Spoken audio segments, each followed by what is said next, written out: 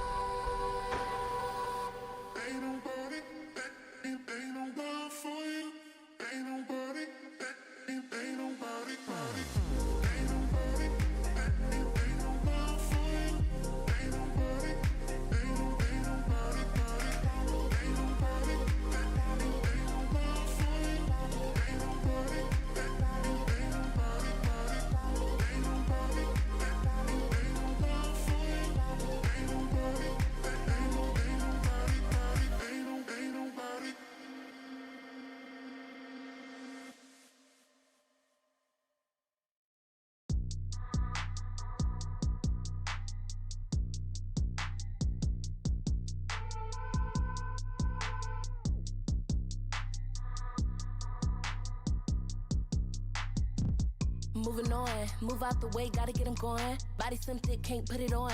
It's your loss, still putting on. Still putting on for the things that you didn't. Still making moves, know you wish you could diss me. Still blow a bag, go and cop me a Bentley. Know you regretting the way that you did me. Life is so sweet, though. Life is like candy, he wanna grab me, but he can't have me. I'm in your city, though. Don't want you back, I'm making you stand on that. It's cool how you gave it up.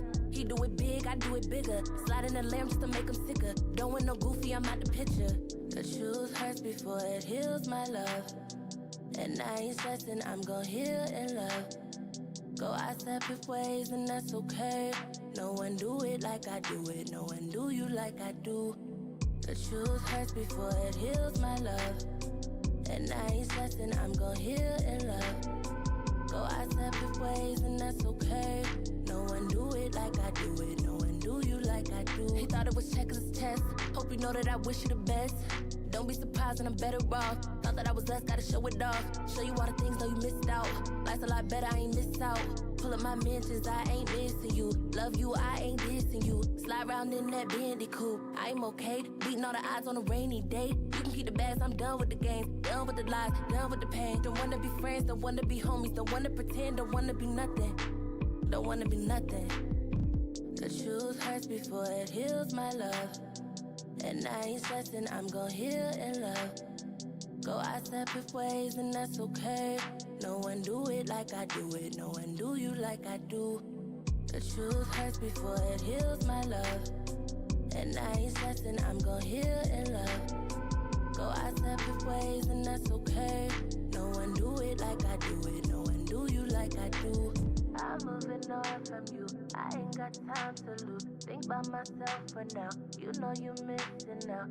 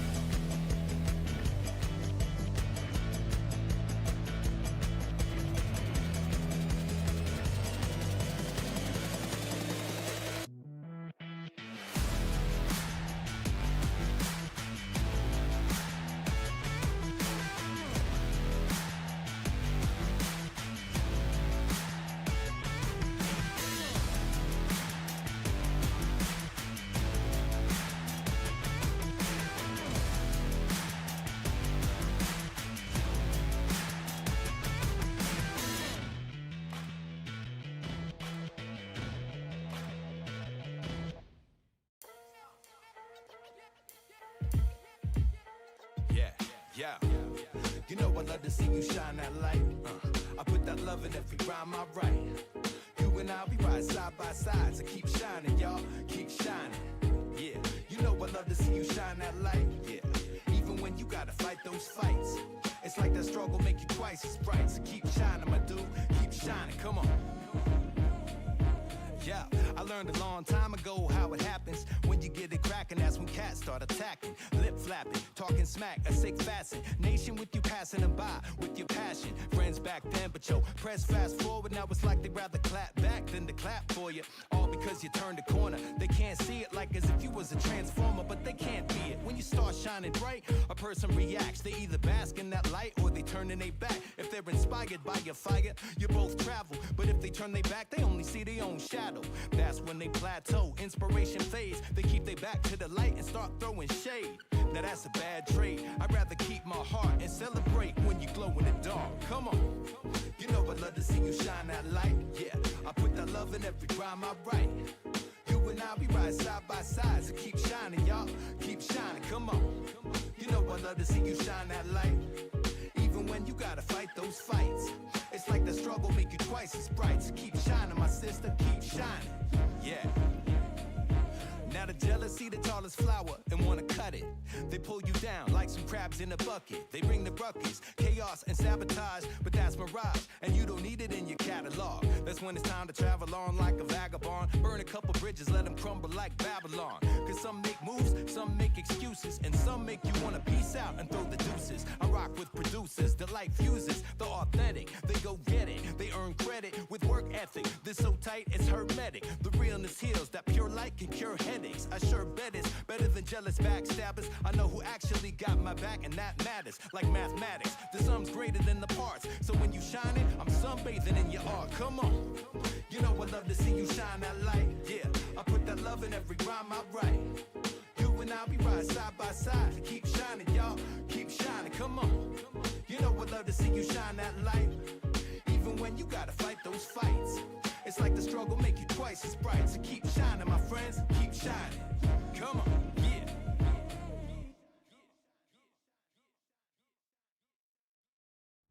Bring it back, bring it back, bring it back, bring it back now, bring it back, bring it back, bring it back, bring it back now.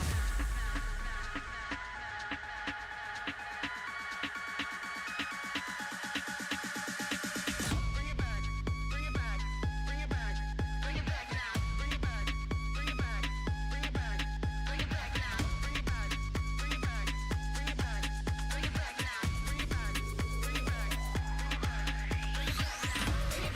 Bring it back, bring it back, bring it back, bring it back now, bring it back, bring it back, bring it back, bring it back now. Bring it back, bring it back, bring it back, bring it back now, bring it back, bring it back, bring it back, bring it back now, bring it back, bring it back, bring it back, bring it back now, bring it back, bring it back, bring it back, bring it back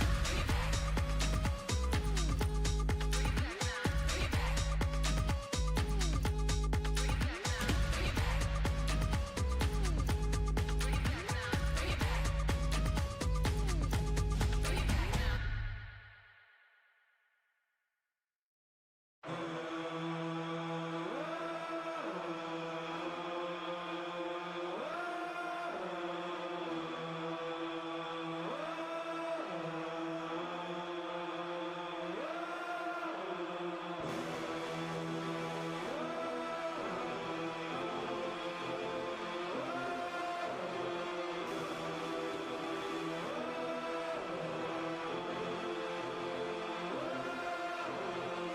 I'm staying alive, I'm killing the journey, feel something brewing inside of me. You don't know the whole story, what I had to do and everybody doubted me. Yeah, I learned to stay strong. Concrete in the dirt I was raised on. Know how to put in work, grinding all day, you know it's game on. My skin is thick, yeah, it's tough. Running, yeah, we stay alive. Ain't gotta look nowhere else. All of this greatness inside. Don't think you're ready for this part. This is our moment, here we are. How could you be a star if you don't shine and you afraid of the dark? Say you wanna be a big fish, but you can't swim with the sharks. Yeah, ain't phased, don't change, still the same when the camera's off. Look smooth, but I'm going hard. Play it cool, but I'm going off. If you want it, gotta take it from me.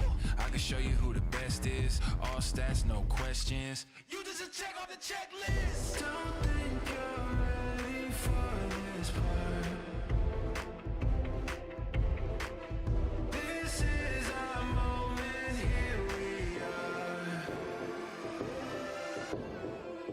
We're gonna tear it up. Everybody on your feet, yeah, make it loud. It's time to come along. Turn the energy all the way up now. We're gonna tear it up. Everybody on your feet, yeah, make it loud. It's time to come along. Turn the energy all the way up now.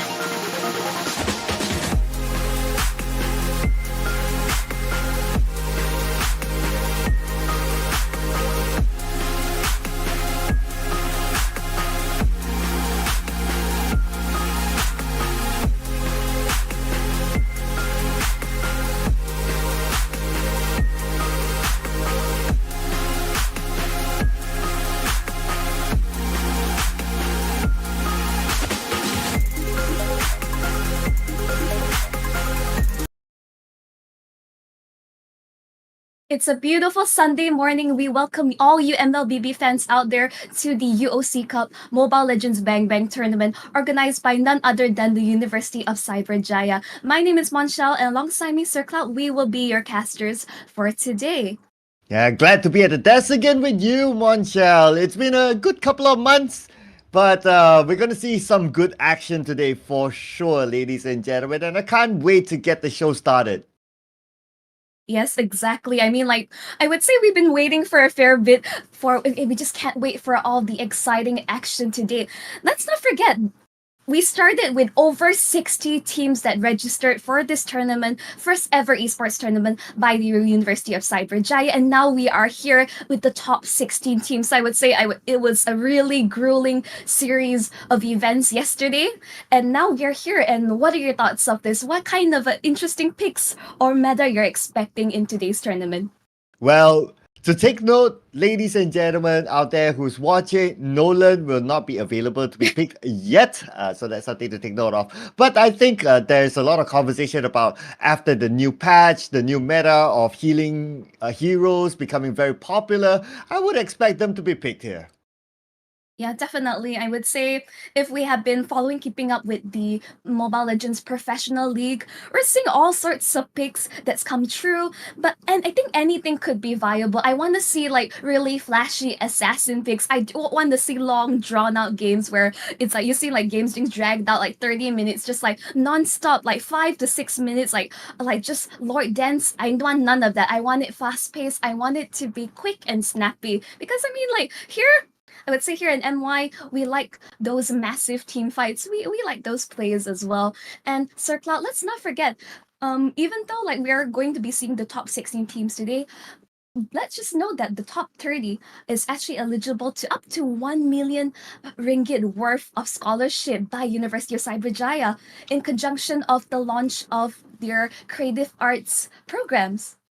Yes, their Creative Arts program just launched, and it's amazing that they are doing this as part of also telling people out there that, hey, you know what, you guys can game as well as earn a scholarship, potential to further your studies as well at the same time. And there are 6 prestigious creative arts and design programs that are in UOC at this moment. The Bachelor of Multimedia in 3D Animation, Bachelor in Creative Multimedia, Bachelor of Arts in Graphic Design, Advertising, Diploma in Graphic Design, Diploma in Digital Creative Content, and Diploma in 3D Animation. And I think these sort of courses are very relevant to the esports industry because content, it plays a big role in it. Definitely. And you say that, you can be a gamer, you can actually be a competitive player, as well as pay attention towards your studies. I mean, Sir Cloud, you yourself, you're a professor. Like you have your students, like you bring them along to check out these esports tournaments to have some insights of what it's all about. It's not about just the players or even the production, but what happens behind the scenes, like the production, like let's just say even like the creative's outlook of like just the tournament itself. There's so many bits and pieces of how you can be a part and collaborate. So I would think this is like really great insights of what you can do and have a career in esports. Yeah, I totally agree with that. And it was just like yesterday, one of my previous students who completed my class texted me about, hey, I want to be in the esports industry. Where can I get an internship? So I pointed out to a few areas that he can try out with. And yeah, it is an exposure of it's not only about gaming, you can be part of the esports scene as well, but you can do something else. You can be part of the production, you can do content, you can do design. I mean, there are a million of things that you can do within esports and enjoy the gaming scene at the same time. So hopefully we get to see maybe one of these players when they decide that, hey, you know what, I want to do something else other than playing. We get to see them behind the scenes and contribute back to the esports industry.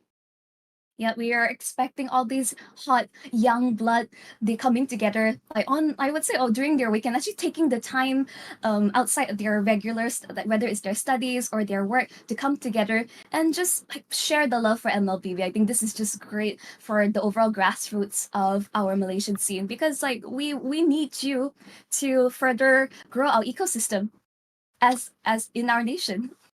Yes, and also thank you again to UOC for having this tournament to also expose the general public about their programs as well, and to give extra information to whoever's watching. UOC is available as well, not only in Cyberjaya, but they do have presence in Kuching as well as Kota Kinabalu. So if you happen to be from that side of Malaysia, you can check them out as well.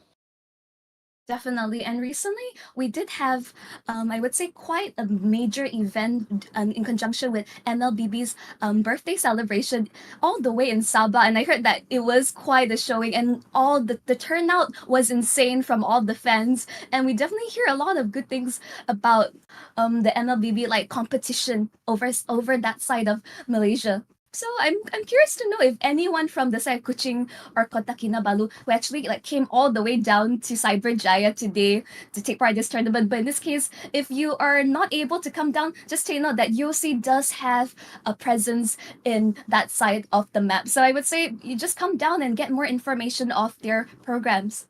Yeah, I thought do check out their website as well. I mean, nowadays everything is connected. through the internet, so you can gather information through their website and also throughout this program as well. But if you can make it to the offline event that's currently happening in UOC Cyberjaya, that will be amazing. I mean, it's also opportunity to get to know the people within UOC, get to know their facilities, and who knows, that could be your education of choice next. I mean, currently the competition is held in their grand hall, and I seen like pictures of it. It's going to be quite a sight to behold. And enough talk about this, Sir Cloud. What do you think about Let's jump back into what can we expect for this tournament? Well, what can we expect in this tournament? There are some familiar names in the overall bracket that we saw, and there are also some new names. So maybe we might see a surprise from some of the newer names. And I do hope that we can see that sort of surprise as well, because we are always on the lookout for new competitive talent as well to hopefully make it to the professional scene and hopefully be able to represent the country in the professional series or even in a multi-sports event in the future. Definitely, we have series of success stories of tier 2 teams when they qualify for MPL, and wow, they really made a splash in the scene, and they're amongst the top contenders. I would say it's a new generation of players. It's I feel like in comparison, I'm not as fast, hence I'm not as competitive in my ranked games, because I would say the young generation, they really know their stuff. I mean, I don't know how many hours they put in towards their gameplay, but for me, I have work on the side, but I do enjoy it. I would think of just want to start a game just to de-stress, and I walk away from it oh, I feel even more stressed out from that series of events. But I'm Yeah. not sure how about your experience, Sir Cloud. Well, like for me, I'm just too old for it. So let the younger generation enjoy the game, and I'll enjoy viewing the game instead. Well, yeah, naturally, as gamers, we do play it casually, but I'll just keep it as that for now. I think my competitive playing days are pretty much over at this point. But it makes me happy to see this new bunch of players and new names rising. And whenever I scroll through social media and some names are being mentioned multiple times, hey, this guy has great gameplay, and it's not like once, it's like a few times, and that sparked my attention to check out that person. And I think it's great if we get to see new names coming up in the scene, because these are the future talent. And I believe in the recent finals of the professional scene, there were some players involved mentioning that they want to retire soon. So naturally that they need to be replaced within the scene. And this is where these sort of tournaments are also stepping stones towards replacing them in the future. Definitely. It's I would think of it as a scouting opportunity, but let's look it towards currently the placements and the brackets of the tournament as of yet. Yeah, so we're going to check out the prize pool breakdown as well as the bracket here, ladies and gentlemen. So as you can see here, we're going to start off with a round 16. And the format today, throughout the entire day, is going to be a best of 3 series. Now, round 16, we got lots of names there, but we are going to pick some of the potentially best brackets to be broadcasted on the live stream. Yes, I mean, this is a really tall order because let's not forget, they came from over 60 teams now down to the top 16. I would say there is no short of surprises, and we can definitely expect really exciting matches of these best of threes. And let's not forget, this is a single elimination. A lot is along the line. If it's down to let's say if it's a 1-1, it's back to a best of 1. So you can see that whether the teams are willing to stick to their guns or do they want to cheese out that best of 1. I mean, so Cloud, what are your thoughts on this? Oh man, I mean, everybody joins, they have the objective of winning. And I can see here some familiar names as well. Monster Vicious, I think it's a very well-known name within the scene. So I think a lot of fans or a lot of followers of the local mobile agencies would expect them to go quite far. Team Bosskurr is there as well. Well, we don't know for sure, at least for now. Are they Oh. actual Team Bosskurr players? Because hey, you guys on ground might want to tell us in the comment section as well. Are they them? But we do have some insight that some of these players might might be well known. We will want to keep an eye on that. Yes, that is like something really enticing. But I think the little shout out to Sapphire Swan, they were so excited about this tournament. They were like, I'm not sure, I think they ping you, they ping the production and the organizers as well as me of like, they already registered like where, like, they want to get more information. But I would say like, glad to see everyone here in the top 16, well deserved. You have fought your way brazenly through day one. And we just can't wait. At this point, I'm just like, here in my seat, just so excited to watch these upcoming matches. Yeah, and besides the scholarship that we mentioned earlier on for the top 30, well, we also have monetary prizes involved, ladies and Ooh. gentlemen. So here it is. Introducing to you the prize pool. The champion will take home 4,000 ringgit. The second place winners will take home 3,000 ringgit. Third place 1,500 ringgit. Fourth place 700 ringgit. Fifth place 200 ringgit. Sixth place 200. Same goes for the seventh and eighth place as well. Yep. I mean, in considering not only you will be up to that, I would say the overall 1 million of these scholarships, and your team also gets to walk away with all these cash prizes. Like, it'll be up to you. I would say maybe a certain amount of the cash will be towards maybe upgrading the facilities you use to train for your upcoming tournaments. So all this is all coming down to we want to able to facilitate your esports journey. And we Yeah. hope to see more of this.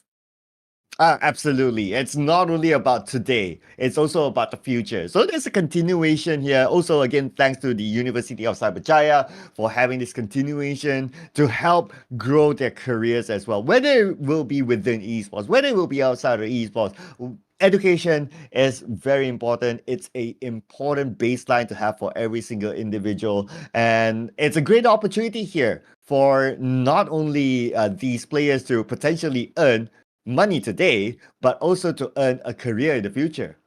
I mean, speaking from the educator yourself, and Sir Cla, I am currently working in education as well, so I can understand your sentiment. It's all about, as I mentioned, we want to be able to facilitate their growth and to further, like, we want to extend a helping hand to this. But we are getting the call from production. We're going to be jumping into the drafting phase Team is very banning. shortly. Let's just jump right into this. All right, here we go, ladies and gentlemen. So, for game number 1, we have Dranix Esports versus Team AX. So, again, ladies and gentlemen, it is a best of 3-3. So, what will happen in game number 1? But the Who's two gonna have game number greatest 2? inventions.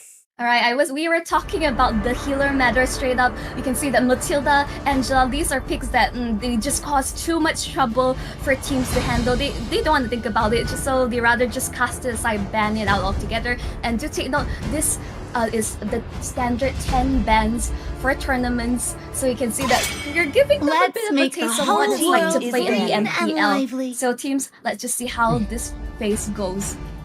Yeah, I can see a lot of support heroes being panned out up front, even Florin as well. And we did talk about the potential of these kind of healer heroes, whether it's been picked or whether it's been banned out. And true enough, interestingly, 3 of them has been taken out. I wouldn't be surprised if we see an S that's been taken out as well. Oh, yes, absolutely. It's just due to the introduction of this one item, which makes all the difference, the Flask of Oasis. Let's go. I wouldn't really dive into Your words the team is statistics. So banning. basically, you're able to trigger a shield, which, like, I think combination with the amount of healing like these respective like supports provide is absolutely unstoppable in team fights. And then I would say this is just a really good choice, like banning out the Irrital, because I think overall this has been a hero that has been absolutely dumpstering Time to the drop bot lane, the so you beat want of to the be able to flash. give a team this sort of advantage.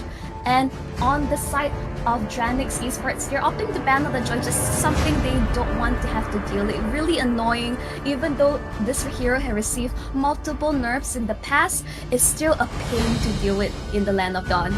Yeah, because of the mobility, because of the potential damage output as well. So I can totally understand why Joy is not a hero that teams would want to deal with as well. And I totally agree with you that the Irrital pick or the Irrital ban is something that people don't really want to deal with nowadays. The potential high damage output and the and the Your team health is regeneration as well is 3,000 just annoying. worlds. But And we not a also single have worthy foe. another ban here, and that is the Martis. Martis anti-CC. Even though if you have like big CCs, Martis can just overcome it. So I can totally understand why the team does not want to deal with that as well. I mean, something that the fellow caster Lafel has mentioned that I would say for Malaysian players, we do enjoy the Martis pick a lot because, like, would say really strong early game, you're able to deter, like, really strong control by the River and Turtle, and your goal is to secure objectives as well as snowball off of kills after every single decimate. So I think this is a playstyle that a lot of players really enjoy The in our falling scene. stars brought But us your here. we can is see the picking. first pick is going to be Novaria, just providing so much vision across the map, a lot of utility for this team. Yeah, the only thing about Novaria is that potential damage output, yes, it's there. However, it has to hit. The thing about Novaria is that, especially the, I would say We fight, the so you don't have to. protection Your from team the is ring. picking. needs to hit. If it doesn't hit, then it's quite a big miss because it's like, okay, that is that one skill that can potentially damage or even secure the kill. But if it misses, then well, there's not that much that Novaria can do, except for maybe clearing out like a batch of minion waves. Perhaps, but I would say you don't land the shots you don't take. So I would say as long as you keep trying, you're going to land them. But the fact they're first picking Novara does show that this is a comfort hero, maybe just something that they're really comfortable with. I mean, there's only one way to tell, and we can see that the Rafaela slips through the cracks, and a combination with the Baxia, I think this is just a Your huge team is deal. It's like instantly you can see like the early, I can already see the early game rotation just coming in from the Baxia as well as the Rafaela. And what does Dranix respond? They respond with the Ixia and as well as the Akai. I think we're slowly seeing this composition coming together. Yeah, I think, well, for the Ixia, it requires a lot of team is protection, banned. right? So I think the Akai will provide that sort of protection because when the Ultimate Full Barrage is being used, there's obviously the Ixia cannot move, so a lot of protection is needed, and that's number one. With the heavy screen will definitely play a big role in terms of doing that. Number two, at least Novara can provide the vision, so a preemptive information on whether the enemy is incoming or whether the enemy is backing up. That would be important for Akai to I decide would on rather whether to play betray the defensively or world offensively than let the to protect world Ixia. betray me. On the top of my head, I was thinking that okay, the Akai's job, not only as the jungler to secure their objectives, but he needs to ensure that he needs to create sufficient space. Where he mentioned the Novaria as well as the Ixia to dish out the damage, and the ban coming in, the Yuzong, I would say it's really smart is because the that's proof what that I'm needs a still really strong alive. team fight composition to zone away the enemies to ensure that Ixia is able to just unleash the full barrage safely. And again, this is a hero that needs to watch their positioning, and with the side of AX, the fact that they pick up the Trisa, it's like you have to be really careful. Like you're gonna come in, flicker, penalty zone. We have been seeing some really incredible plays in the pro scene. So I would say we can definitely expect a lot of team fight potential.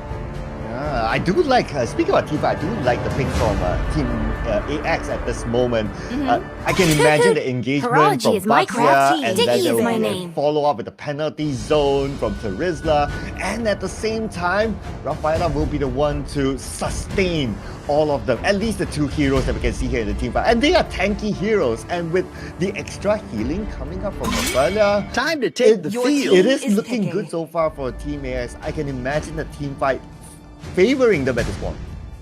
As someone who has played a lot of Rafaela before this hero has become meta, she is very, vulnerable to ganks and pickoffs. So I would say from the side of Dranix is that they have to play around actually going about to, catch her out of rotation and to get maybe just feed enough kills from her. So this Rafaela needs to watch their positioning fairly well, and I say be aware of those ganks. But Your team another is sense of insurance coming from the Feramis with the To Nether live Realm. I'm like, we is to already can trick the imagine the team fight Reaper. potential. This is such a scary lineup.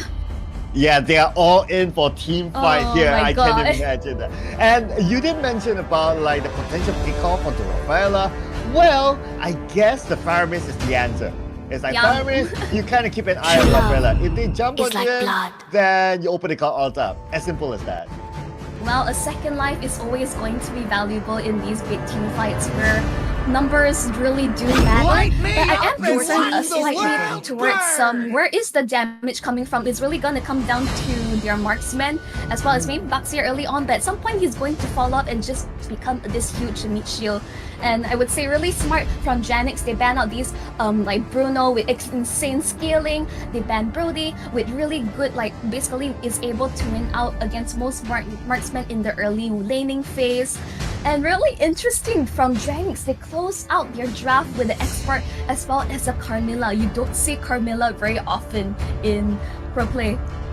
I want to make a prediction here. There's I a was about to say shiny that. new sheriff in town. Potentially, there might be a Leslie, in my opinion, because I feel that there's a lot of potential. There's a lot of protection in front and also engagement for Team AX. But at the end of the day, they chose the Clint instead, which is okay. I mean, at the end of the day, it's still a marksman, right? And he has decent range, so I would expect that there would be a lot of protection for him as well. Now, that also means for Dranix Esports, they must be aware of the free hit that is going to come from the Clint. So they must find a way to deal with him at the backline. I would say that maybe Xborg would play a big role of flickering behind and coming up with the last insanity just to zone him off. Right, I think now it's the matter of like who is able to bait out which important ultimates because you have Heavy Spin, you have Netherrealm on the other side, and well, with the Carmilla in towards the mix, this is where additional CC, which is going to be helpful considering the amount of movement speed, like with the Holy Healing, with the Baxia, I can already imagine the amount of rundown potential that AX has. But I think overall, I would say both teams, I think their lineup has really key win conditions. And I'm really excited to see how this plays out because I would say both sides really strong team fight potential. But really, I would say the key for Dranix is how this expert is going to zone them out. But overall, I think enough said is done. Like Sir Cloud, do you want to take over? All right, let's go, ladies and gentlemen, as we head on to our first series. Game number 1 for today is going to be Dranix Esports versus Team AX. Yep, let's just jump right into it. I would say whoever is able to win out the first early objective will have a clear advantage towards this fight. But Lord Tempest already securing first blood onto the Carmilla. Wow, and potentially the second blood as well, but it's already 1-0 to Team AX.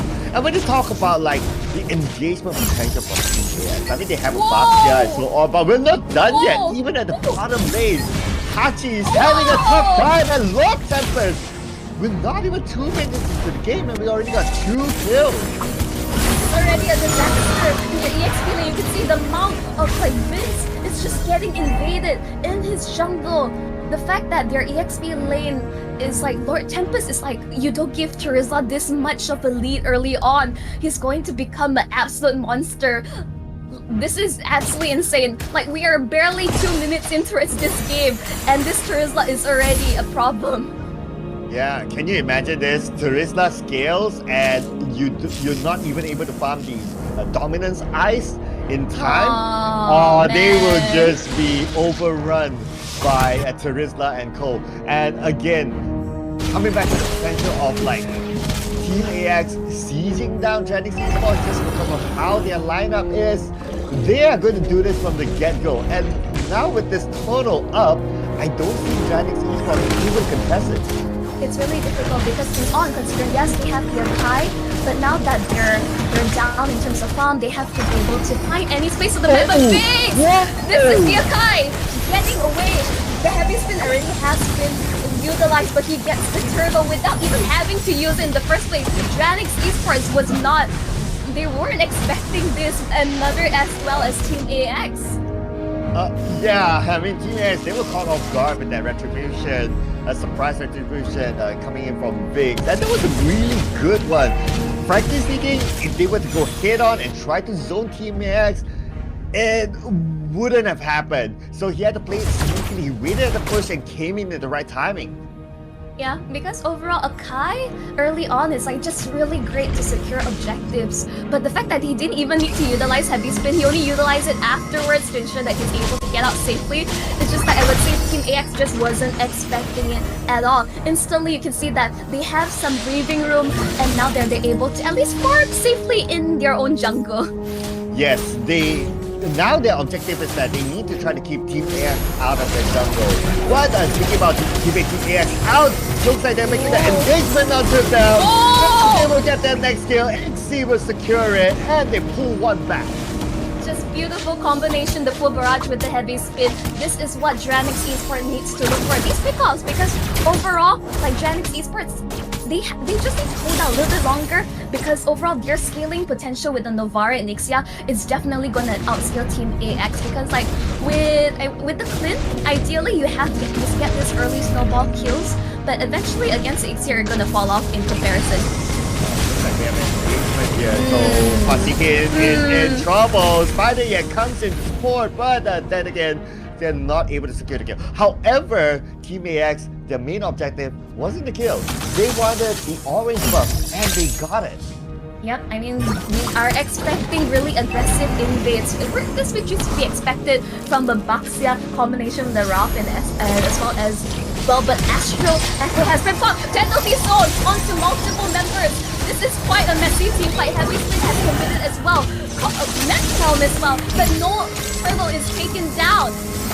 Oh, here we go. Looks like the engagement is not over yet as Wings is in trouble. Rush it onto him. Oh. More Tempest. It's on a killing spree. 3-0-0. Nobody is stopping him at this moment. He's skilling. Curry at level 6. Leveling wise, not too far, but because of his 3 kills, he's pretty rich at the moment. After you getting chased down. Yep, and that Fraga armor is not gonna save you, my friend. You can see that Team AX rotating S4, running down your opponent, which this is what we are afraid of in the early game. This kind of competition actually running them down. And as I mentioned, Dranix Esports, they need to hold out as long as possible. But Lord Tempest, at this point, with no deaths, is a huge menace. Oh yes, I wonder how far are they from having the dominance eyes, because if they don't, then it's going to be tough to try to deal with Lord Tempest. But speaking about dominance eyes, Lord Tempest is the one that completed it, so that will be really useful, especially against that guy.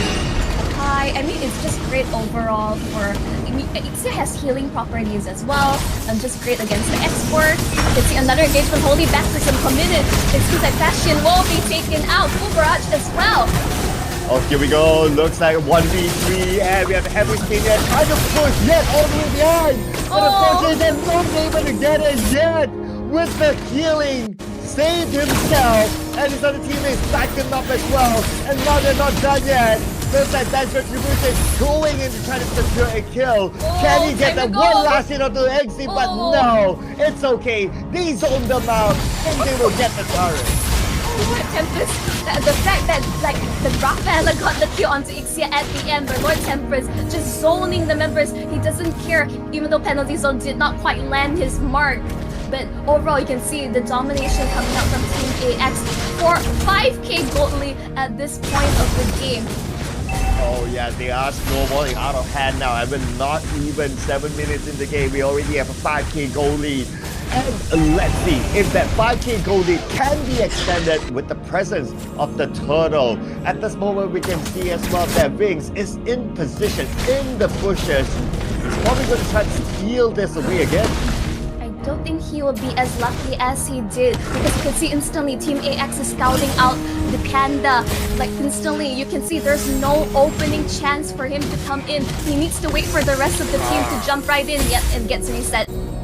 Yeah, total reset there, so it's still 50-50 between the two. However, we can see a little bit of a movement here from Hachi going down to the bottom lane, pushing it out instead, leaving Dranix Esports really clear. So now Team AX has that information. Wings goes in. It's opening by Team AX, and now Wings is in trouble getting it and Team out. That means no damage output from Dranix Esports. This is again another opportunity for Team AX to invade the jungle. Ban this Turzla, but like what do? It's like he is so ahead that he's able to just flick. He flickered in onto multiple members and like just take them out alongside the mid turret. This is not the kind of lead that you want to be able to give to Team AX. Oh yeah, definitely not. And we did talk about the potential of Dranix Esports closing the gap, at least when it comes to net worth, but now the net worth difference is about 7,000 difference. And the engagement in the middle, Lord Tempest will be at the forefront, but Lord Tempest, no problem for him. Look at how tanky this guy is. And you also really underestimate the amount of damage. I think that's what happened early on with Fashion as well as Hachi. Maybe they were really wanting to be able to like pick him up early on because they know he's going to be a big trouble. We can see that they're diving straight in! Wow, beautifully done. Nice coordination there. But we can see the backline breaking. Heavy spin. Pushing spin there. The left return. This is our opportunity to try to counter back onto Team AX, but Team AX, they lost Lord Tempest. Will it be a big issue for them? No, they'll just back out. Yeah, they were back out, but that shutdown went towards Resource on this Novara. And the fact that the Novara has not died at all in any of these engagements is a good sign, because in towards the later stages of the game in terms of scaling, this Novara will start to hurt. But it really is going to come down to the rest of the team to create that space and opening for them. And Hachi, he just completed Ice Queen's one, so hopefully this will be able to slow down the momentum of Team AX, but still is looking pretty dire. The gold lead is still a whopping 7k, but at least right now Dranix have some space to at least get some farm and clear up the waves. And not only the goalie Monchelle, but also the purple buff has been taken away. So we did talk about the Dom Ice. Yes, at least the Dom Ice is completed by Fasikian. So that's at least something to deal with the Terizla Lord Tempest on the other side. However, the Lord is taken by Team AX and they are still in control of the jungle. Yes, this is how Team X is playing. They're holding on. They really want to ensure that this momentum is not going to stop. They are not going to give Dranix Esports any breathing room. And the fact that the Feramis has fleeting time as his first item is show that he's not going for damage. He's going to ensure that the Nether Realm is just constantly available. He's able to keep spamming mid for team fights. Oh, this is a really dire situation. And unless that Vin, it's really going to come down to Vin being able to execute a perfect heavy spin onto towards at least multiple members of Team AX. This is looking really tough for them. Well, as they say, once bitten, twice shy. Team AX might not let go of that opportunity. So now, looks like they're going to siege down the bottom. At the same time, the Lord is pushing at the top lane as well. And earlier on, Lord Tempest, he was all alone at the bottom. There were 4 members from Dranix Esports onto him, but they weren't able to take him down. I would say overall, this is still a relatively good high ground defense. That's the value you get from the Ixia's full barrage. We can see that, look at the amount of healing. This is absolutely insane. Oh yes, we did talk about like the sustainability. I mean, let's not forget, they have Fireman, Spider yet, and I don't think we have seen a cult out there yet on being used like in an entire team fight. But anyway, they have enough sustainability to last as long as possible in a team fight. I mean, to correct you, Sir Cloud, it's right now it's Coulter is now called NetherRealm. So the devs forgot to tell us. They didn't include it in the patch notes. We had to actually go in towards like every respective heroes to figure out like they're different. They actually changed the name, but we can see that Team AX, even though that they're sustaining a lot, but Dranix, their high ground defense is still holding on for now. So right now is the goal is that if they can push towards at least the 15-minute mark to ensure that Xe gets enough items, there is still hope for them. But right now we're looking in terms of the overall, like in terms of the structures, numbers in terms of like versus Dranix and Team AX. AX is clearly in the driver's seat. And yeah, I would say like there's nothing too like notable in terms of the itemizations from both sides. It's just that you can see that the gold lead of like whopping, wow, it's a 10k gold lead in comparison. It's that Dranix really needs to be able to like scrap whatever gold and farm that they can get across the map to keep themselves in this competition. Yeah, I would say at this point, Dranix Esports needs to play the defensive game. They will need to even let go of this Lord. and hope for Team AX when they come in with the Lord later on for them to make a mistake, just like how we saw earlier on.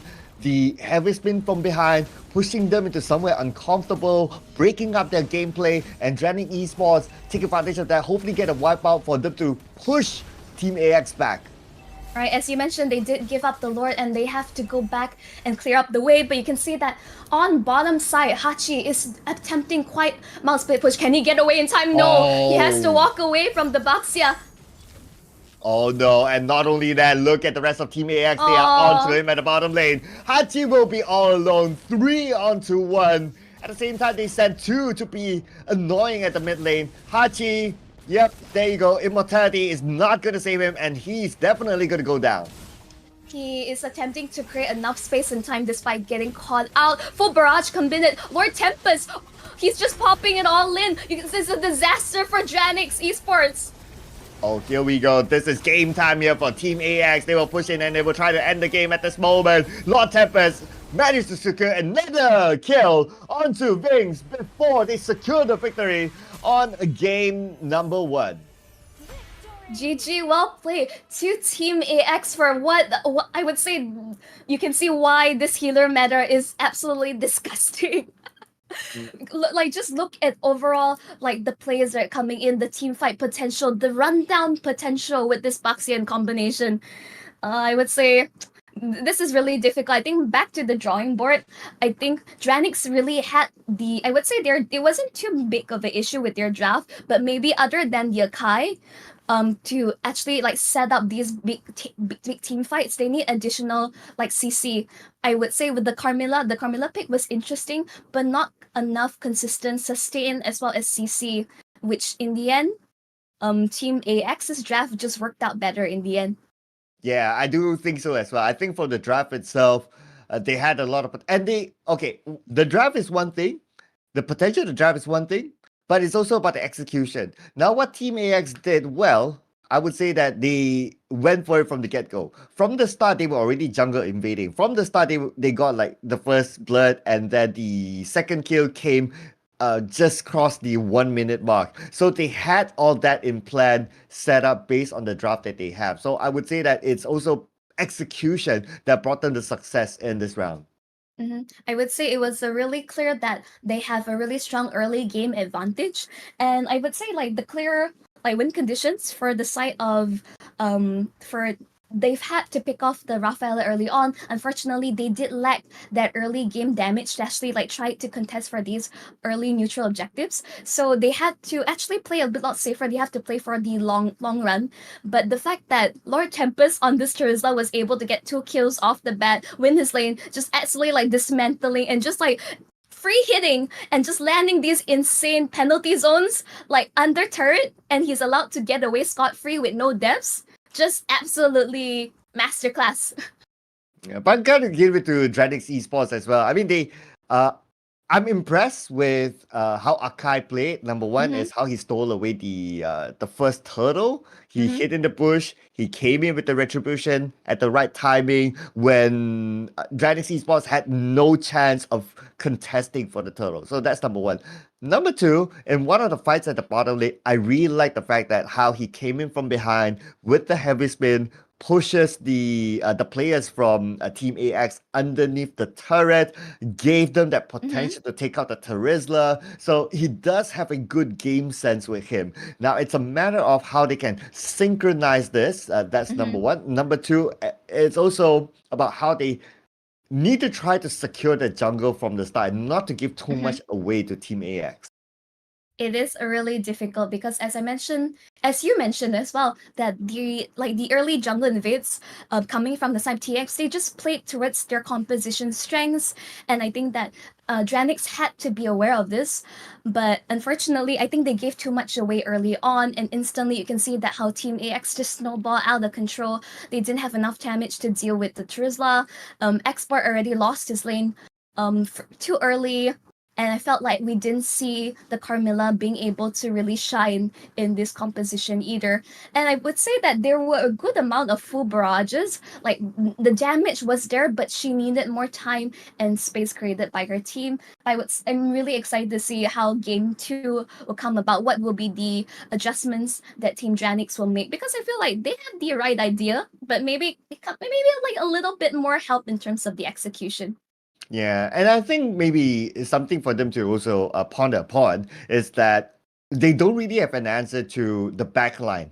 To heroes like Rafaela or even to the Clint who was playing from behind, they needed to send Akai behind. So you kind of think about it. Right? We did talk about like, okay, they need to protect the Ixia now, especially when the full barrage is used. But if Akai is the one flanking and going behind and pushing them towards the turret and doing all this sort of very important stuff as well, then there is no good frontliner to protect the Ixia from being taken down. Because ideally with Expert, and I absolutely hate playing against Expert in EXP, is that the amount of zoning potential, as well as like he's just so annoying to deal with. He's like usually impossible to kill, and it's the one creating this amount of space. You wouldn't dare to approach the enemy's marksman if there's an expert just like spewing fire in your face in like constantly, and the threat of the last insanity, but it would always be there. But in this case, he didn't really get the chance to use it. He was bursted down way too soon, way too quickly. He wasn't able to do that in these team fights. It was all like I would say everything was negated by the Holy Healing, as well as the Nether Realm combination, the Feramis and the Rafaela. So everything that they were trying to bait out, I would say that Team AX just had more spells and ultimates to throw to negate their team fight potential. And at some point, the Xbox tried to go for a split push. But Xbox is not the fastest of pushes. It doesn't take down turrets as fast as a lot of other heroes that we can name. So it felt like they didn't have a option B to work with. Okay, yes, we cannot win team fights. It's fine. They snowball. We try to go for a split push, but they don't have the right heroes to do the split push as well. So not as versatile for them to try to switch things up when things don't go as planned. They probably committed too many eggs in one basket, which I would say both teams went for the team fight composition. But I felt like this Trizla was playing like an assassin, finding these opportunities to just to take people out. So these are the opportunities that Team Dranix, I think, in the upcoming draft need to look out for. If they're like, okay, if this is not working out, maybe they want to be able to pick up something like the Paquito that was open in towards the draft. If you want a really strong split pusher, like ways of diving in towards the backline, the Clint, the Rafaela are so vulnerable.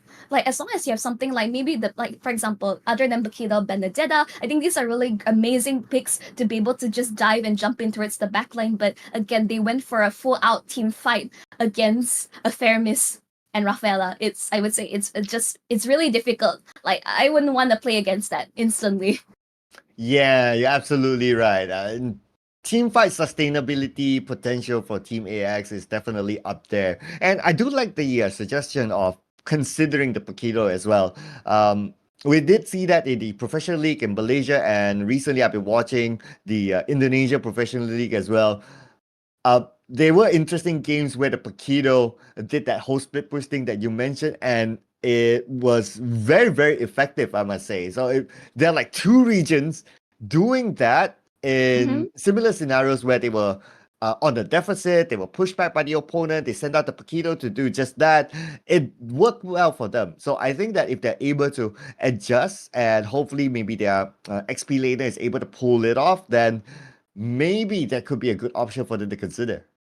No, I mean the idea of Paquito is you go in, you get the kill, and then you get out with your champion stance, and just able to just withstand a crazy amount of damage and so much mobility to get out of situations. And amongst all the chaos, your team will be there to back you up in the follow-ups in the team fights. So I would say, again, it's going to come down towards the draft. It also depends on whether these players are comfortable playing like this. But I think just a suggestion is that if you want to go all in for team fights, that's a reason why Angela, Florin, I'm surprised they didn't even pick up the Estes. They went for Carmilla instead.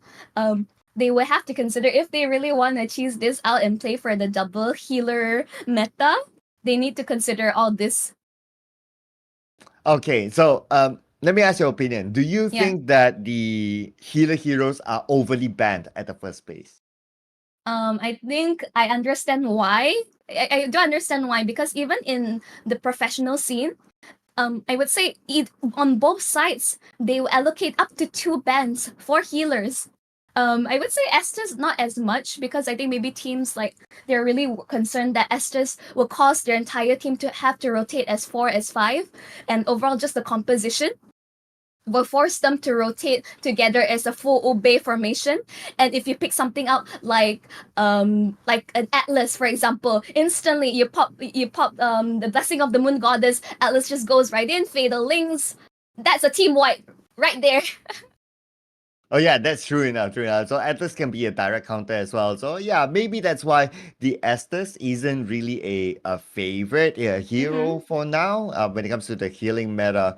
But for the rest of them, yeah, we can clearly see that not only from game number 1, but I'm sure even before this, ever since the patch was released, yeah, that has been a key ban. Now speaking about bans, right? Do you think that out of the picked heroes that was used in the previous round, do you think that they are going to be banned out? But you know what? Let's hold that thought for a second. We'll discuss a little bit more about the draft and potential heroes being picked out later on. We will be taking a short 3-minute break, ladies and gentlemen. So do not go anywhere. We'll see you guys after this.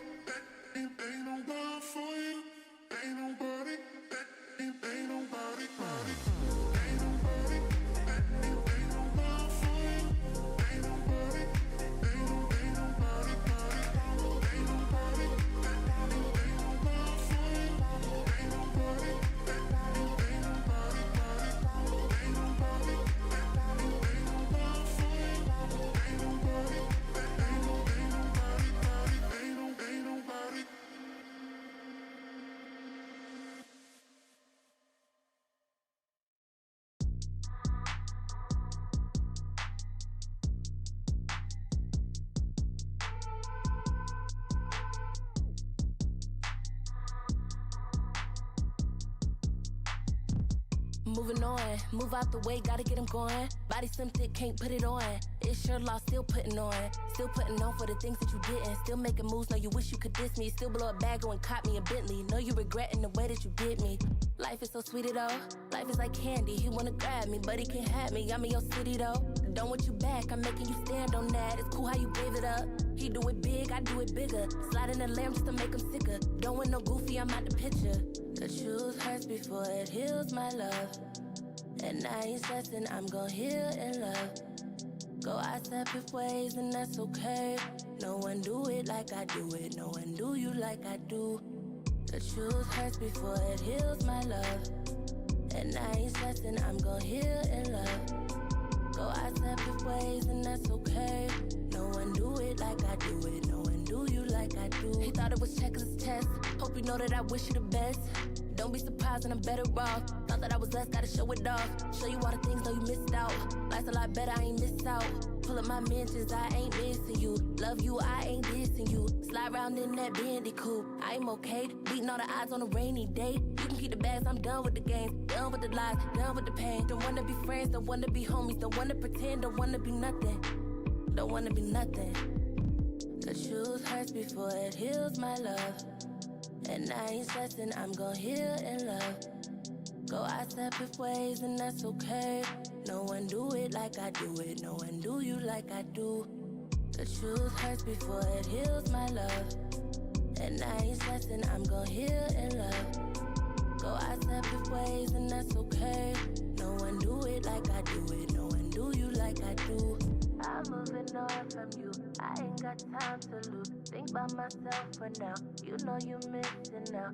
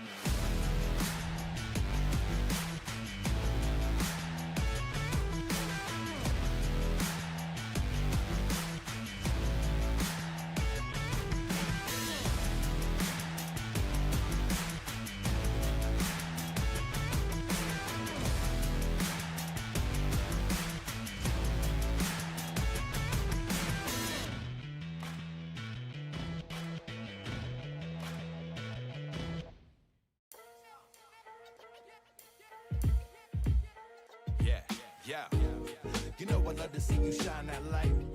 I put that love in every rhyme I write. You and I, we ride side by side, so keep shining, y'all, keep shining. Yeah, you know I love to see you shine that light. Yeah, even when you gotta fight those fights, it's like that struggle make you twice as bright. So keep shining, my dude, keep shining. Come on. Yeah, I learned a long time ago how it happens. When you get it cracking, that's when cats start attacking. Lip flapping, talking smack, a sick facet. Nation with you passing them by, with your passion. Friends back then, but yo, press fast forward. Now it's like they'd rather clap back than to clap for you. All because you turned the corner. They can't see it like as if you was a transformer, but they can't be it. When you start shining bright, a person reacts. They either bask in that light or they turn in their back. If they're inspired by your fire, you both travel. But if they turn their back, they only see their own shadow.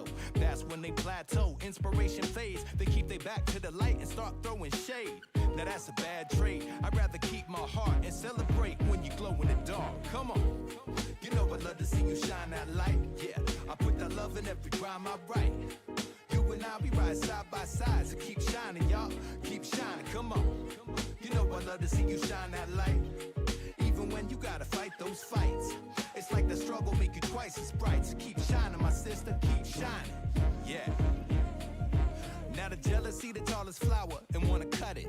They pull you down like some crabs in a bucket. They bring the buckets, chaos and sabotage, but that's mirage, and you don't need it in your catalog. That's when it's time to travel on like a vagabond. Burn a couple bridges, let them crumble like Babylon. Cause some make moves, some make excuses, and some make you wanna peace out and throw the deuces. I rock with producers, the light fuses, the authentic. They go get it, they earn credit with work ethic. This so tight, it's hermetic. The realness heals, that pure light can cure headaches. I sure bet it's better than jealous backstabbers. I know who actually got my back, and that matters. Like mathematics, the sum's greater than the parts. So when you shine it. Welcome back, ladies and gentlemen, to the UOC Cup 2023 that's currently happening in the Grand Hall of the University of Cyberjaya. Thank you so much to the University of Cyberjaya for having this tournament for all of us to enjoy this weekend. My name is Sir Cloud, together with my wonderful partner here, Monchelle, and we'll be looking forward for game number 2. How is Dranix Esports going to come back from their loss? Right. I mean, overall, this is a best of 3. It's all about learning from your mistakes and also figuring out what do you rather not deal with in the upcoming game. And in this case, like, I don't think Lord Tempest's Terizla is worth the ban, even though he had the absolute amazing showing on it.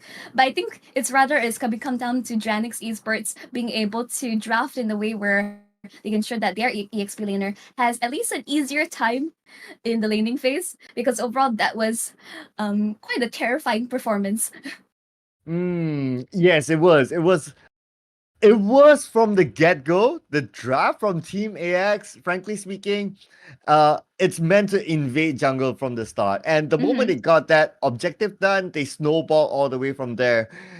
I think that if Dranix Esports were to try to win the next round, is to try to be able to fight fire with fire, in my opinion. I think they need to find a way to be able to play at the same pace of Team AX, try to get into their jungle instead, and try to zone them off from the start.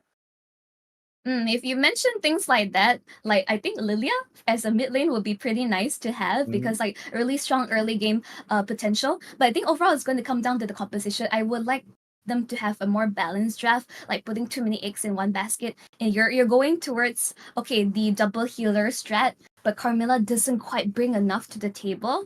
I have no issues with the Akai and Ixia. I think overall, like Akai, like earlier the jungler showing was pretty good, like able to secure that surprise retribution early on. Like he set up some really great heavy spins despite everything, but the only source of, I would say, setup from his team was, unfortunately, it falls onto his shoulders when his job is also to secure objectives. And I would say it's just too much of a tall order. He has to worry about too many things across the map when the rest of his team is unable to back him up or follow up with the damage. So I would say, like, try to balance out this draft. I think it could have gone either way. The Faramis may have caught them a bit off guard. In combination that the fact that they have already locked in Novara early on, there were so many heroes that was still available for the pickings. If they pick up something like the Valentina, then you get to see double Nether Realms, and maybe in this case, the team fight potential could favor Dranix Esports.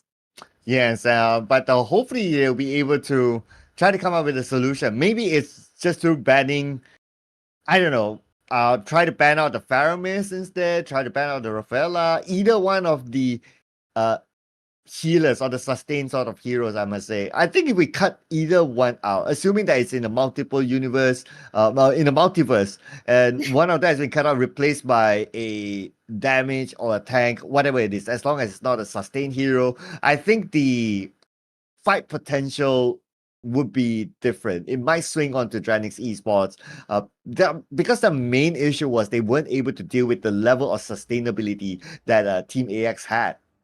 Yes, absolutely. But but the fact that here we're going to jump into the drafting phase for game 2, and on the blue side, the fact that they're banning out the Rafaela, Team AX, they don't want to play with this hero anymore. They're just dropping it. But here's the thing, I would say, like, the bans towards Matilda and Angela is understandable, because like there's too much utility, there's so much mobility, and the global presence of the Heart Guard is just something that it's so hard to be able to contest with.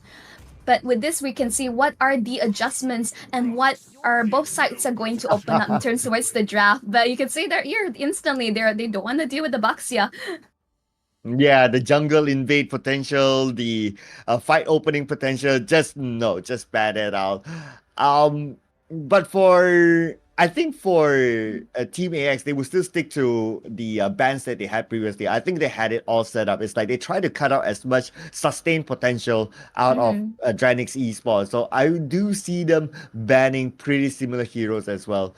You did talk about some of the heroes that they were supposed to ban, but looks like they're going to go for the Irritel ban again. And this is again the similar ban as before. But I also like to take this opportunity to share a fun fact as well. So Yes.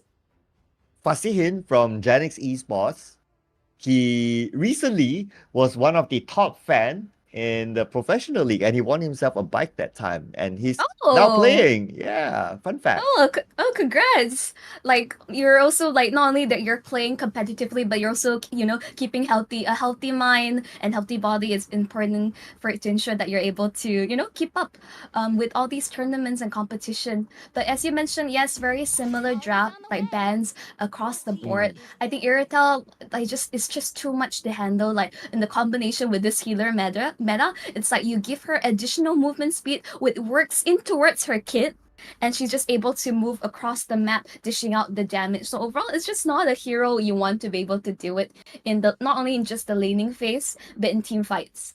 Yes, and fun fact as well, the entire Dranix Esports. Now I recall that I actually saw them yesterday in Oh, Cyberjaya as well, in Putrajaya yesterday. Yeah, and Bob is actually Fasihin. If everyone knows Bob, the I would say the main cheerleader for a pro team during the professional league. But coming back to the draft, Martis again been banned. So it's exactly the same set of bans for Team AX. So I guess they might want to try to go for a similar setup with this similar starting ban. yep. Overall, I would say it's just like as you mentioned, very similar bands across the board. It does feel like AX knows Dranix Esports fairly well, and it does comes to question how these two teams like they rival each other and how well they know each other's strategies. Because again, like maybe they did play against each other yesterday, who knows? But we'll just see overall in terms of again the floor and all these healers are just bad out overall. But the Angela is open, Novara still open. I would say maybe go for Valentina. I think it's just the amount of utility you get with this hero. I think is a really safe first pick. But I think if you want to go for the Akai, I think that's really great. You can like to contest it away from Dranix Esports because I would say that Dranix did really well with the Akai despite everything.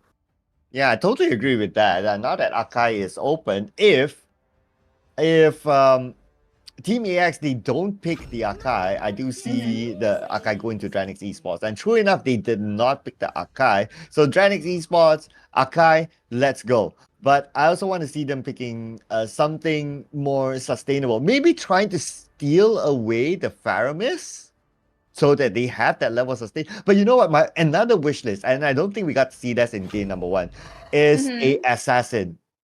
Oh, yes, yes. I Yeah. absolutely want to be able to see Assassin, but it's so difficult because like early on, like the Akai, even the Akai gets invaded by their opponent. So it's like, can you imagine like something like a Lancelot or a Ling just getting his purple buff invaded and stolen, and he's just like taking candy away from a baby. I think it's just absolutely terrible, terrifying. But in this case, I think I like the adaptation coming from Dranix. They contest for the Trizla and pick up the Bruno for themselves. I'm liking this adjustment. And as for the mid laner, they could either go for Valentina or, as you mentioned, contest for the Faramis. Either one would be great.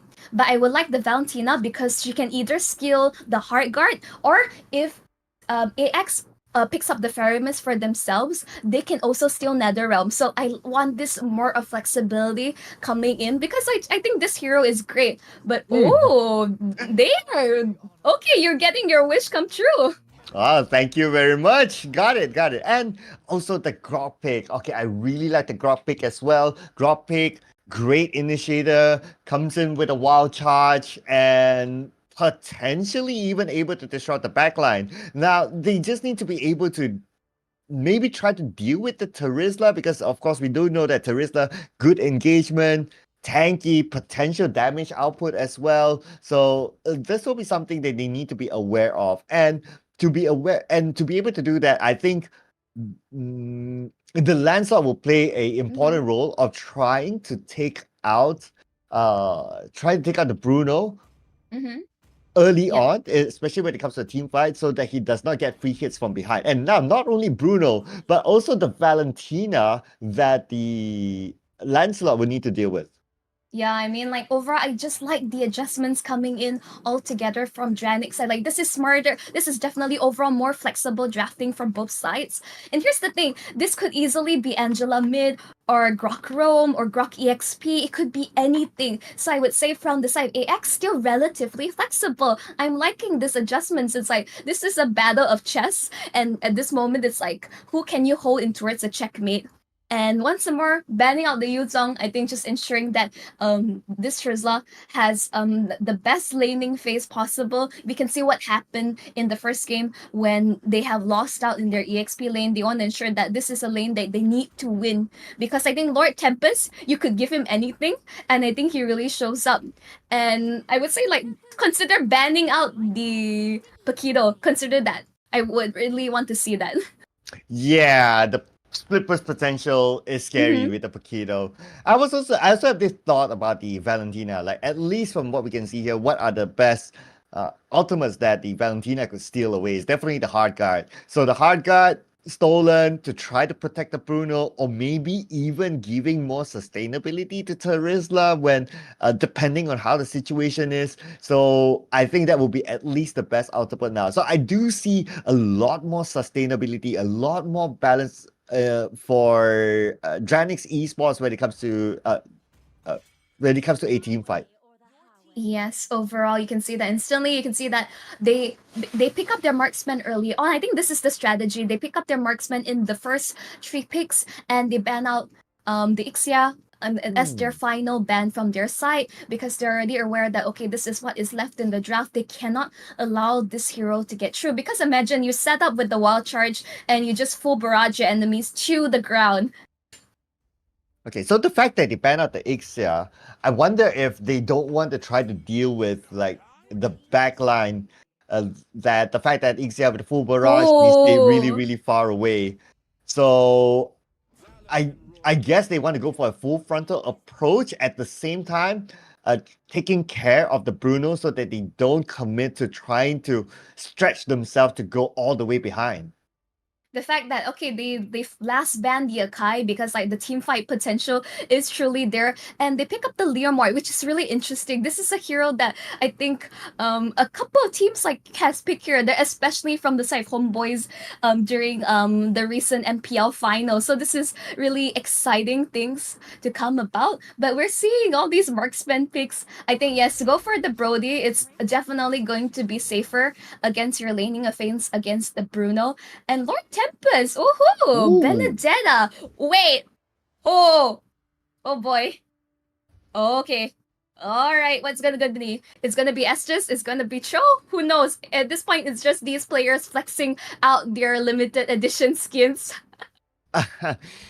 But also to flex out the double assassin pick, Benedetta as well as the Lancelot. Okay.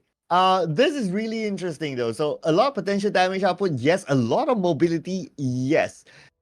So is this going to be a chase around between the two? Is Dranix Esports able to deal with the level of mobility? Now this is where it starts to get a bit scary for Dranix Esports. Okay, they got the Kaja, which is a good pickup hero.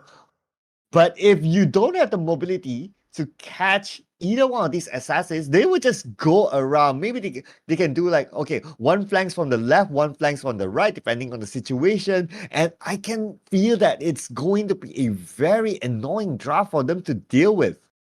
Sir Cloud, the fact that they finish up the draft with a Brody as well as Benedetta, I can already confidently tell you this is a split push comp. This is already a split push comp. And with the global presence, as I mentioned, with the Heart Guard, this is going to be a really tall order for Dranix Esports. But I do like the adjustments that comes about. And Why I like the Kaja last pick, the Divine Judgment, when you're in hard guard mode, Angela, let's say Angela with another person, let's say Angela Brody, when you Divine Judgment, you catch out two members. So I mean, two for the price of one, I'll take it any day. So I think like they close it out really nicely. But again, both drafts, they have like what's really interesting, and they have really clear win conditions, but it's really gonna come down to the execution. But in terms of overall, I would say Team Dranix, they really got their work cut out for them, as they're down one game. As we're back in the land of dawn, it's going to be Team AX versus Dranix Esports. Let's get into it. Let's get into it. And with this sort of competition, I don't expect a Team AX to be jungle invading from the start, because they got the two assassins, so they need to secure their own objective as well. By the bottom lane, we can see that Persian is in trouble. Looks like Lord Tempest will secure the first blood again. How are they doing this? Like, there's so much aggression. What is this combo coming out from the side of Team AX? Just winning out the straight up the EXP lane, just bullying something like, oh my goodness, this Lord Tempest has so much damage. What is this? Yeah, and they took out the right target. That is Fasihin. So a good pick up there, rather than focusing on the Hachi, because naturally he's a little bit more tanky. But we can see the rotation up onto the top lane. Vings will try to secure the next kill, and XC will be the one to take it home. Right, the adjustments is necessary. You can see like the wall charge is not available for this Grok, and instantly double kill for the Bruno. Instantly, this is the start that this footballer man is looking for. But here comes Lord Tempest.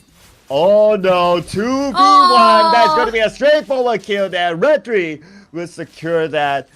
It's interesting to see that XC was the one to be still there, and his other teammates backed off. So I'm not sure, is it a communication, or were they saying to themselves that, hey, you know what, rather than losing like another member potentially in that sort of fight, we'll have to let go of one. Unfortunately, in that situation, XC overstayed his welcome. He was already fairly low. He got the kills. He should have backed off, but I guess he wanted more. And right now, you can see the AX and Dranix, they are in the site. They want to secure this fierce neutral objective. Okay, here we go. We can see both sides going in for it, but so far, Dranix Esports is having control and going on to the back line, trying to catch one. Hachi comes in, but oh no, Hachi's blocked off. His teammates will need to come save him, but yes, thanks to his teammates, they bought time for him. Hachi, with his tankiness as well, even though with the wall onto his side, he's still able to get away. What is this insane maneuvering from Lord Tempest? Like, you can see that he ults right out and back in and was still able to survive and dish out the damage. But right now, ladies and gentlemen, we're going in towards a short pause. Let's ensure that the production is able to resolve these issues. But overall, in short, I would say, what is Lord Tempest is on? It's like, he's like, no matter what hero you give him, he's absolutely like a monster in the laning phase. And again, like, I would say that XC was just not expecting that this Benedetta would rotate all the way this fast towards his lane just to be able to secure the kill. Wow. Yeah, we don't always get to see like an XP laner rotating that early, but I guess Lord Tempest, with his level of mobility, he's able to get there in time. But I totally agree with you. If we think about like Lord Tempest's gameplay, before this he was the one using Terizla. Terizla has a very different kind of gameplay. You're a little bit more tanky, less on the damage department, especially during the early stages. But a Benedetta is kind of like the opposite. So we can see how he's able to adjust himself to this two very different kind of heroes. I'm liking the versatility that Lord Tempest is showing as an individual player. I would say for both these two picks, you definitely still require a good amount of finesse. And I think that is what Lord Tempest is, like, his abilities definitely show, like what he can showcase of overall what he can do. But I agree that I would say that Dranix was not expecting such an early rotation coming out from the Benedetta, especially because the turtle was spawning on the EXP lane side. So they're thinking like, okay, we're able to like continue to push on, maybe get some turret goal. But Lord Tempest just caught everyone off guard, and he was just able to just get out scot-free, no punishment whatsoever. You can see the amount of commitment towards the Lord fight to try and pick off Lord Tempest, and yet to no avail. Yeah, it is still a fast gameplay from Team AX.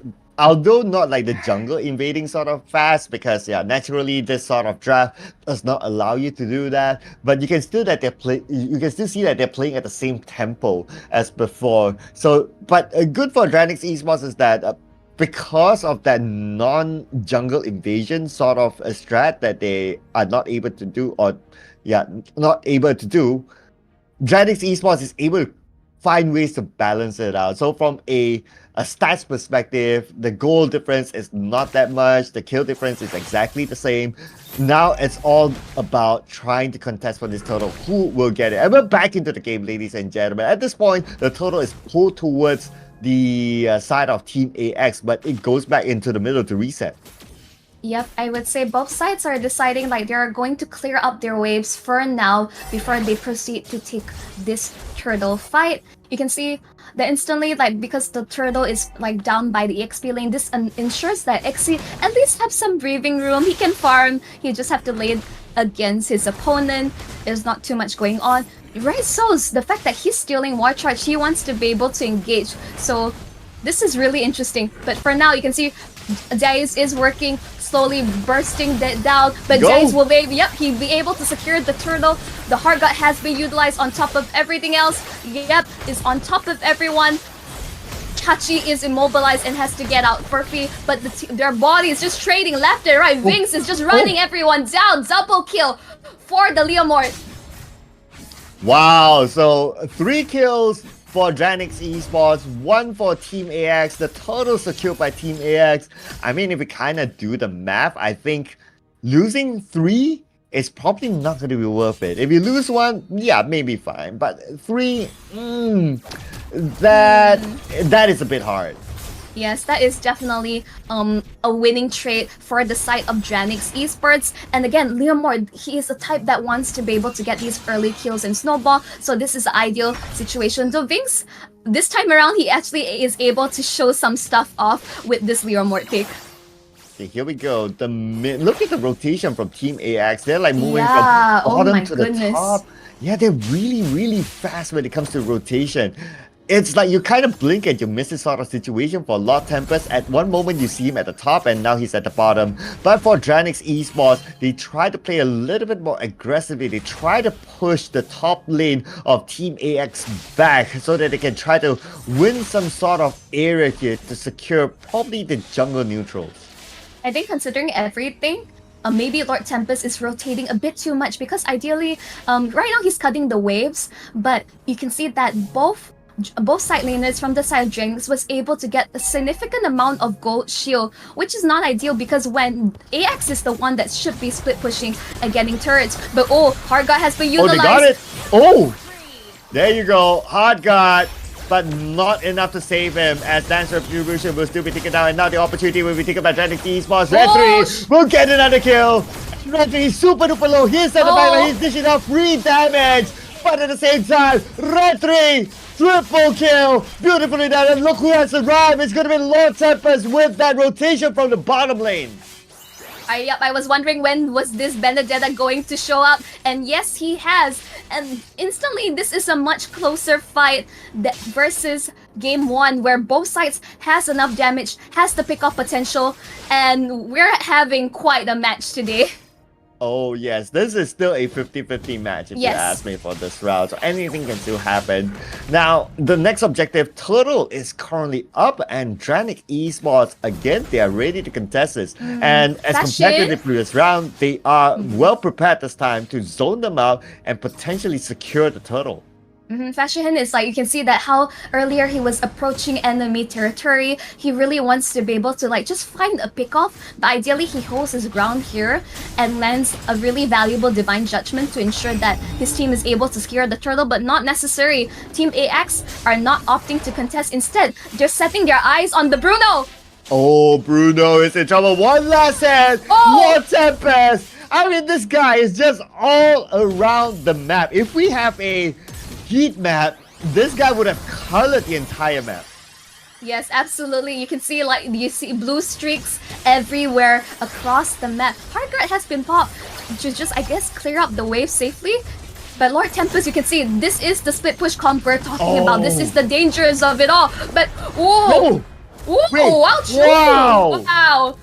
Wow charge, flicker away, beautifully done. And Dranix Esports, they expanded a lot of skills on him, so this is the opportunity for here Team they AX to counter back. They know their skills are on cooldown. Can they secure the next kill? Yes, they will. Mega kill off the Retry. They're looking for the next one. Viggs is in trouble. Can't get away. Retry gets a double kill. And also the turret secured. Oh, this Brody is online 6-0-1 instantly. You can see XC is all alone. Hardguard versus Lord Tempest. This is a disaster. He can't get out. Godlike for the Brody.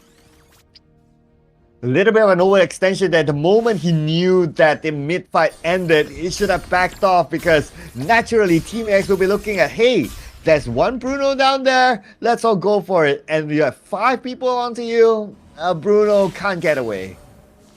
Ooh, double Blade of Heptasis from the Brody as well as the Benedetta. There is so much damage output from the side of Team AX. In fact, like we can see with potentially with the Lance, I think it's going more towards a tank slot build if anything.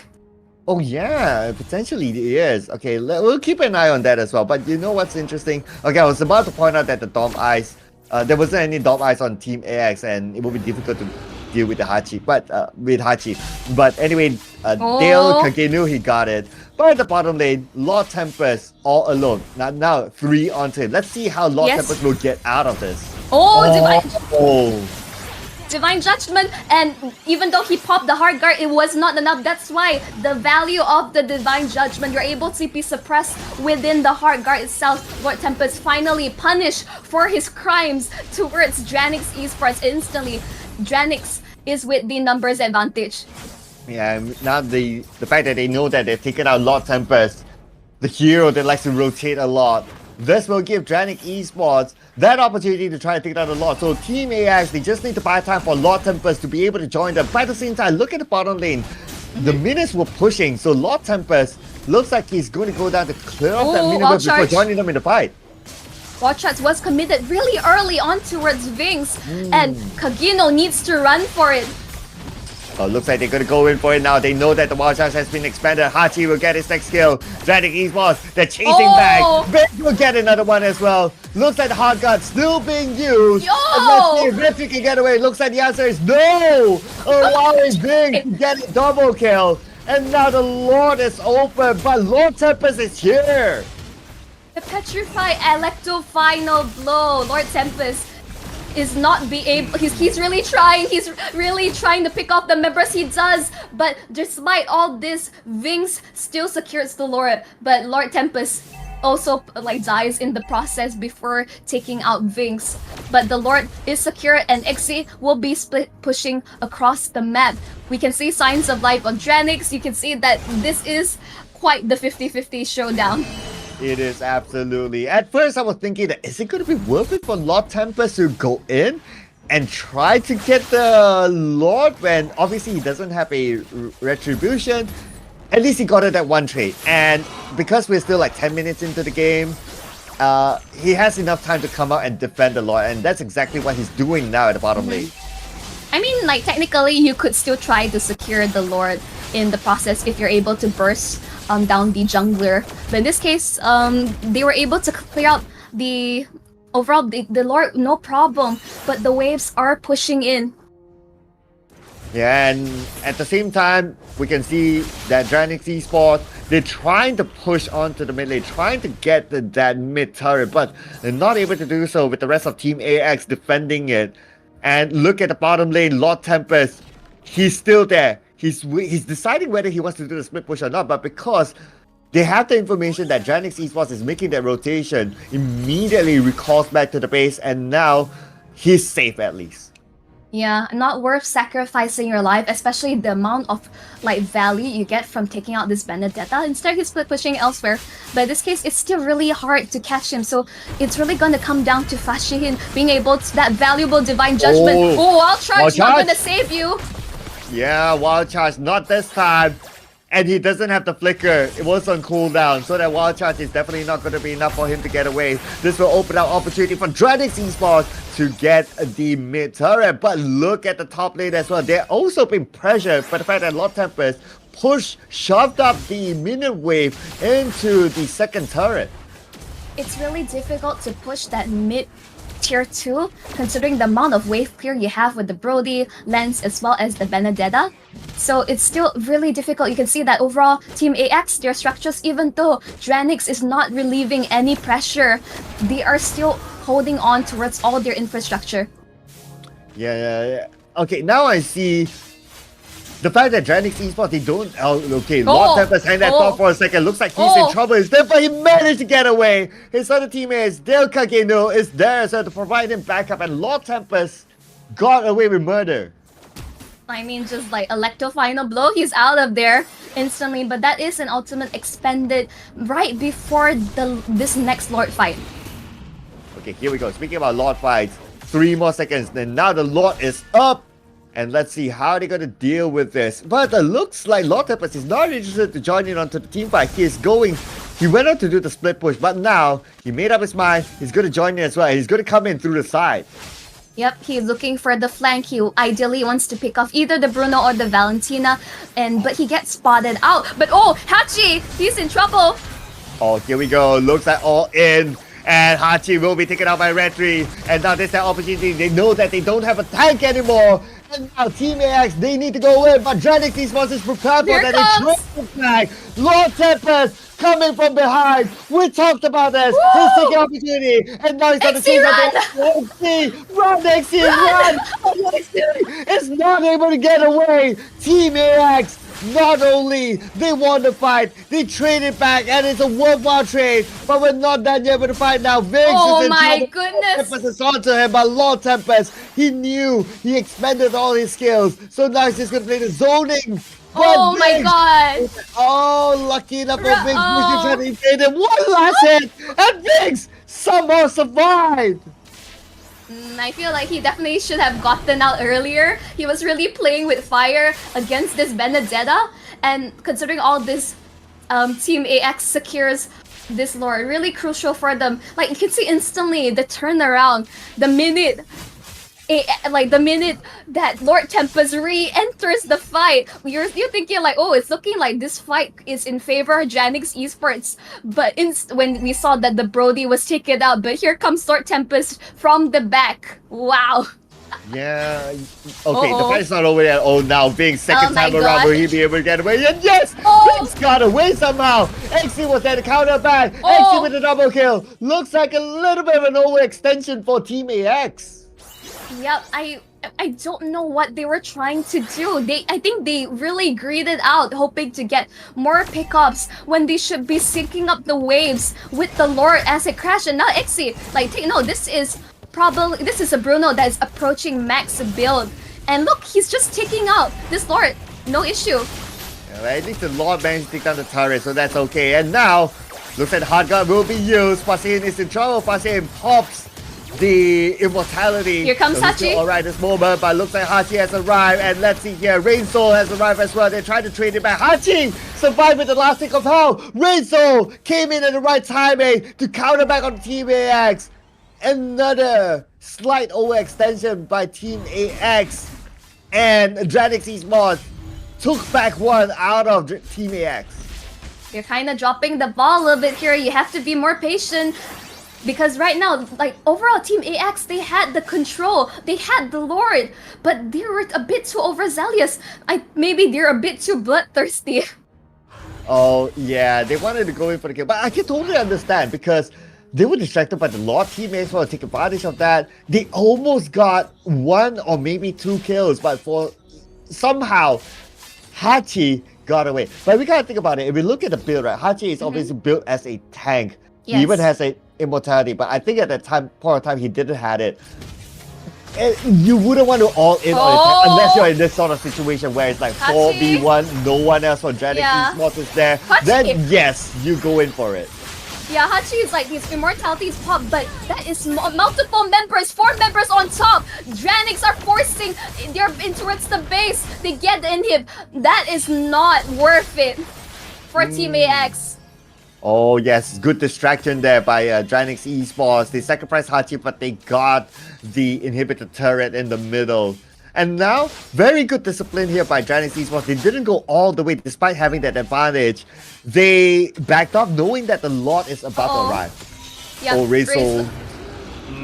Yep, unfortunately here he was already aware that he's caught between the members of Team AX. He wanted to at least pop the Brody ultimate at that last second, hoping to at least dish out some damage. But Fashihin is here to see that what is the matter. But Vin is not in position to contest for this Lord. They may have to give this up unless they can really set up the play, and it will fall towards Team AX Retribution. Right, and this time around, Team AX did not go in for the chase. Instead, they wait for the Lord to come out and potentially push together with the Lord. A lot more disciplined gameplay from Team AX this time, and they learn from their lesson. That's good. Yep, they definitely need to. In this case, we can see that XC is well protected. The Bruno has the damage. And as long as this Bruno stays alive, no matter how many bodies are thrown in the process, they may be able to out DPS Team AX. The Lord is pushing at the top lane. Everyone else from Dranix Esports is busy at the mid lane. And now they try to die. They try to get their kill. Lord Tempest is winning at the side, but they are not going to overextend. But we can see the penalty zone being pulled out. The follow-up needs to come in, but unfortunately they're not able to do so. They're distracted by the Lord. On the top lane, Lord Tempest goes in. Team AX pushing in with the Lord. Will end the game against Dranix Esports, winning 2-0. GG, well played to Team AX, and well, I would say nice try to Dranix Esports because, whew, that was a really spicy match. They really went toe-to-toe, and the fact that AX was like, they definitely dropped the ball a little bit here. They went overzealous. They really fed a lot of kills towards XC. But unfortunately, in that last team fight, they went all in, ignoring the Lord, ignoring Lord Tempest, pushing down and cracking open the crystal. And you know what? It was also too bad for Fasihin that he's not able to pull off a pickoff. And I guess that's also because there's just too much mobility for Team AX. You got the Lancelot to deal with, and then you got Lord Tempest with the Benedetta to deal with as well. Both very, very mobile heroes. And do you really want to pick up the Grog? Definitely not. So, not the choice. Spider Yet can stay all the way behind. Retri can stay all the way behind as well. So, I felt that the Kaja was not able to show the full potential of pickoffs, especially when it comes to the early stage. I think regardless, I think the Kaja was still a really smart drafting pick.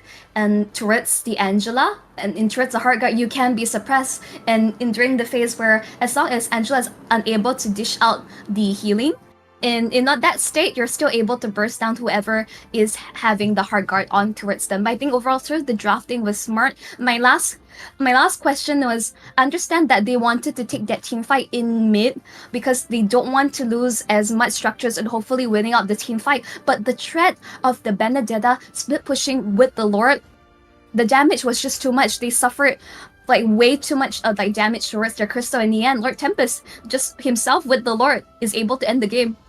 Yeah, he's a very, very smart player. We can see that. Versatility, playing the Terizla in game number 1, Benedetta as well, able to do split push, able to rotate up to the top lane, looking at the entire map rather than trying to focus onto the team fight, on what's happening around him. I think this guy has a lot of game sense. I'm very impressed with how Lord Tempest is playing. Definitely, I would say they've been like that really cool play, like by the Grok, the wild charge flickering out. Even though like the second time it didn't quite work because I think XC he had enough damage coming through. I think he was able to secure it with Worldy, but we can see that they were really like both teams like really gave in their all in game 2. It was a much close call, I would say. Like if they were able to hold it out even further, I would say it could have been either one's game. Yep, and I'm just looking over at the bracket, and looks like Team AX will be facing against free agents in the next round. Another best of three series, ladies and gentlemen, the quarterfinals. And unfortunately for Dranix Esports, because this is a single elimination, we would like to thank Dranix Esports for playing as well. They have shown a good gameplay, especially in game number 2. We can see the ideas that they try to bring onto the field of play, but at the end of the day, Team AX was the better team. Yeah, I think overall we can see the amount of versatility in terms of the instantly the shift in terms of playstyle trying to counter their opponent instantly. I think this was the better draft in going towards against Team AX, but overall Team AX just came out on top. Lord Tempest, I would say don't ban his heroes, ban this player, because that was easily hands down one of the best Benedetta players we have seen as of yet, and also flexing the Ducati skin, well deserved. Oh yeah, yes, that So as well. flashy. So flashy. Win with style. I mean, that was a complete package. But other than that, ladies and gentlemen, just to give a little bit of update as we move on to the quarterfinals later on, all the games in round 16 have been played, and it's all 2-0 so far. So we have yet to see a game 3. Yeah, so I wonder if we'll be able to get to see that in the quarterfinals later. Well, I hope to see that, because when it comes down to let's say if you want it's a 1-to-1, it's really going to come down to a best of 1.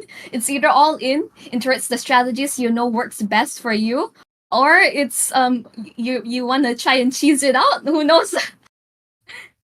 Yeah, but ladies and gentlemen, we will see if the cheese will land onto the land of dawn after this. But before we get onto that, we'll be taking a short break, ladies and gentlemen. Do not go anywhere. We'll be back with more Mobile Legends action after this.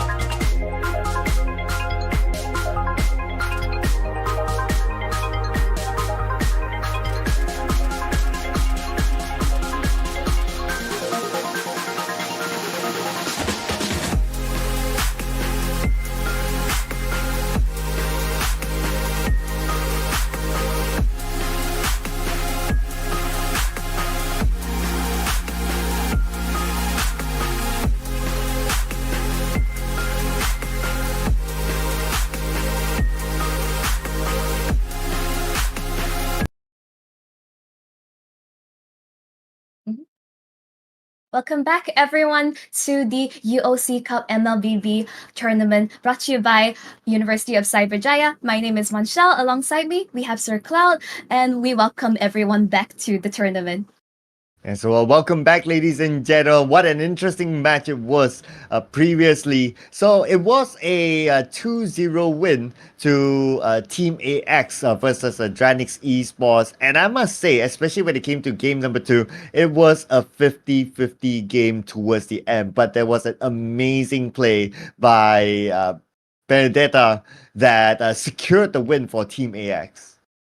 Absolutely shining star in the ranks. Is like, I hope when other teams are scouting, like they consider like what Lord Tempest is capable of. Maybe we might see Lord Tempest in the upcoming MPL qualifiers next season. Who knows? Wow, I mean, don't give that idea to the masses. I mean, Team X, they'll be worried. No, don't go. We Oh need no, you. I mean like, hey, maybe Team AX could try out for the qualifiers themselves and get the whole team through to the MPL qualifiers. And we always welcome every all these new teams with open arms because it just makes the competition also more exciting. But it's really happy to see that there are so much talent amongst our ranks. Totally agree with that. And looking at the potential that they have, of course, the first mission is to try to win this tournament today. Then the next mission, maybe try to make it to the professional league. But also to give a bit of a recap for everyone as well. So in the round of 16, all the games have been completed and they all ended up with a 2-0 win for all the winners. So we haven't had a chance to see a game 3 as of yet so far. And moving on to the quarterfinals, so we will have 4 groups that will be playing at the same time. UPM X Priaidaman. Apologies if I butchered it. Bring Me Horizon, and then we have LYK Esports versus MZ Esports, and we have Free Agent versus Team AX, the team that we saw earlier on. But we will be broadcasting Monster Fishes versus Team Boskurr, and I think these two teams, just basing on their name alone, they could be one of the favorites to go all the way. Definitely. It's that I've heard of both these teams days. Bosskurr we know since back then, like early MPL days, as well as Monster Vicious, really notable teams in the tier 2 scene. They have loaned like stars like Nova Escobar into its like existing MPL teams. So we know that Monster Vision has really brought up some really explosive talent. So this is a matchup that we're really excited to showcase to everyone. Yeah, so we'll see. Unfortunately for this it is a single elimination. So one of them will be bowing out after this. But ladies and gentlemen, before we head on to the game, so we'd like to recap a little bit of what's happening today and what's in store for these teams as well. So today, of course, we are broadcasting from our homes, but the tournament is happening on ground at the Grand Hall of the University of Cyberjaya. So if you're able to make it onto the offline event, then do, because that's where you get to see the hype, that's where you get to see the teams playing there, support your favorite teams as well, and who knows, the team that you support with that extra push from the fans, they could be the grand champions for this tournament. Yes, definitely show your support if you're able to come down to University of Cyberjaya. Like overall, but like, and we're getting the green light from production. We'll be jumping in towards game 1 of this matchup very shortly. Let's jump in towards the draft. Here we go, ladies and gentlemen. So looks like we will be seeing a very interesting matchup for this. It's going to be Monster Vicious versus Team Boskurr. And looking at the bands, okay, so there's a slight difference. We do see the Edith being banned out. We didn't get to see the Edith being played neither banned in the previous round. But again, I do expect, like we talked about this during the start of the show, the healers, a lot of them would be banned or picked. I mean, I would say like I should expect similar bans across the board. Matilda, Florin, maybe Estes, but in this case, I don't think it's according to the playstyle, as I mentioned, can be easily countered by Heart CC if grouped together, which is not ideal in towards team fights. But in this case, Rafaela has been banned out as well. We're going to see very similar bans across the board. The Edith is very interesting. It does shows that maybe there is a really insane EDIF player on the opposite side. Who knows? Because it seems like the teams know something we don't. Because usually EDIF, I love playing EDIF. It's like she can be flexed either in EXP or towards the roam, like really great early game damage as well as rotation, especially if she's able to pop her ult in the Primal Wrath form. So all things could be come into play. But Fanny, wow, it's like this is the first assassin ban like we are seeing in the first phase of bans, and they finish it off with the Angela ban. You know what? I just want to point out that is Haru, the Haru that we know of from Team SNG. He has an MCL badge there, so it's likely to be him. This is going to be real interesting. Yes, I mean, if not mistaken, he is the analyst, was he? From the side of Team SMG, or was he the coach? I can't quite pin my head towards it. Yep. Yeah, I need Claire. Yeah, I believe he was like the assistant coach, because coach was Coach Pao. Yes, so, correct. And analyst was Long, so maybe he was like the assistant coach. But of course, him being with a professional team, he has that experience. He definitely knows a lot more when it comes to drafting and counter picks and so on. So it will be interesting to see him as a player executing all those theories.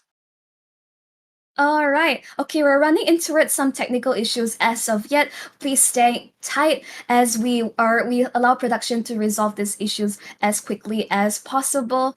Like, please stay into your seats and don't go away. But overall, like in terms of the drafting itself, we haven't really jumped right into it. All we saw was the first pick of towards Valentina, which I would say is just really standard across the board. There are a lot of flexibility.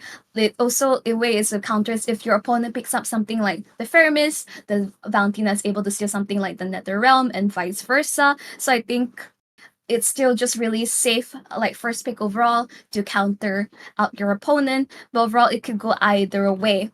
Overall, Sir Club, what are your thoughts on this? Well, my first thought is that the fact that we saw Haru playing, it's really interesting. Now, just to give a little bit of a context, so besides being with the backroom staff of Team SMG, he was a player before this with SMG himself, and also for Orange Esports. He played for Red Esports as well. So a lot of playing experience as well with Coach Haru, besides being part of the backroom staff. So I do expect to see this team to be performing fairly well with at least this one player. But then again, on the flip side, it is a team game at the end of the day. So, yes, you may have one player who has that really big stature, but to execute it, it is a team effort at the end of the day.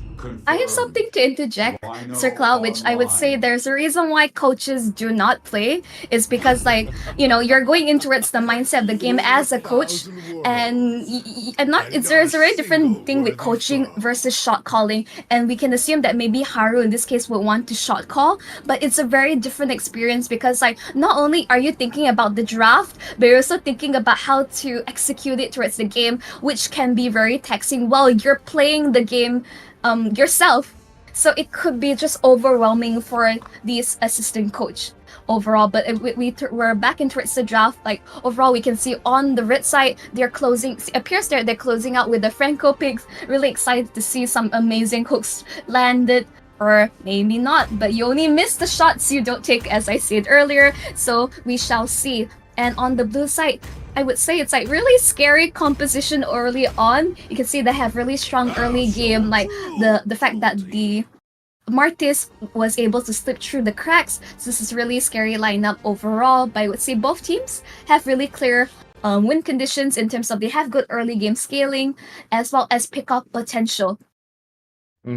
Yes, and I do like the Fedrin pick as well. And I think Fedrins are fairly versatile, very sustainable in fights, very tanky, and also able to challenge for objectives very, very well, whether it's a Lord or whether it's a Turtle. So it will be interesting to see a Fedrin being played here. We have yet to see a Fedrin be played before this, and I do look forward to seeing how the Grog will pan out as well. So we saw like the previous Grog, the Wild Charge, Flicker gets away, pulling a lot of skills together with him, and naturally that is what a tank is supposed to do. If you're able to bait out all the skills, the follow-up from his team to counter back while the skills are on cooldown is going to be crucial. So with the battle spell flicker being picked up by him, he could potentially do the same thing as well. Yes, definitely. Overall, I would say in the end, it just comes down to execution, whether they're able to land the hooks or that wild charge. But are we going to be jumping in towards the land of Dawn very shortly? So everyone, this is going to be game 1 of Monster Vicious versus Team Bosskurr. Sir Cloud, take it away. Here we go. So we got a clear confirmation here that Haru is actually playing with Monster Vicious, which is on the blue side. And looking at Haru's play, looks like he's very confident to try to just disrupt the purple ball on the side of Team Bosskurr. But looks like Team Bosskurr is still able to take that purple ball away, which is absolutely understandable. Now, Haru! Oh! Look at that mechanic, how he evaded that shot. Yeah, but I would say here, he taken too much damage early on. Ideally, it's like, yes, you want to go and reset the enemy's buff, but I don't think you'll do too much. Ideally, you set up a Guardian's Barrier to ensure that you are able to set up the waves nicely for your team. But in this case, we can see that instantly this Grok is already put in a really uncomfortable spot by Raze on the Novaria. Yes, and he managed to evade the Astral Recall towards the end. But frankly speaking, I think it's also a little bit too early for the Astral Recall to be able to take him out at that point. But speaking about taking it out, Haru, this time around, no flicker, it's still on cooldown, no wild charge yet, no way for him to get away. Yep, as mentioned, he expended that flicker way too early, took too much aggro towards himself early on. We can see bottom side, Brody is forced to recall. He already has lost the trade against Lilith on the gold lane. Alright, total time, ladies and gentlemen, and we can see both sides trying to contest for the total. And Haru is back in the game, but he does not have the wild charge yet. And we can see Chirao coming in from the other side, and of course he will try to go in and sandwich. But they talk about the potential of a Fedrin sealing away the objective, and he's able to land the retribution towards the end, and not only that, securing a kill at the same time. But the sandwich will be taken out by Haru instead, and the fight is not stopping yet. Imanatsu will be the next one to go out. Cheru Nub will be the one to secure the kill. Yep, that sandwich was definitely eaten in the process, as I would say both sides are just duking it out, like not giving each other an inch. It's like, I would say, a full-on brawl by the gold side. But you can see this Brody already getting some good amount of split push going on when the chaos was just happening. Not quite enough to take out the inhibitor or all the ghost shield, but definitely a good amount of money going towards this Brody. Yeah, that's about like 80% of the gold plate being taken by him, so pretty okay. And not only that, they secured the total. And Brody got a lot of money down there. So I think they're trying to scare it for the Brody, but look at the bottom lane. Looks like a suppression's happened here onto Haru. Haru will go down to Malsaken, a kill for the gold laner.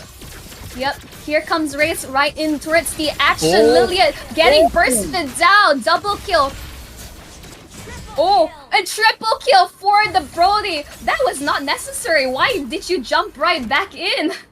Yeah, a little bit of a overextension / greediness. They wanted to take out Malsaken, but Malsaken had a lot of protection around him. I mean, yeah, Ija Ojang there as well. You had Sandwich there. You got two big tanks who's able to protect the gold laner.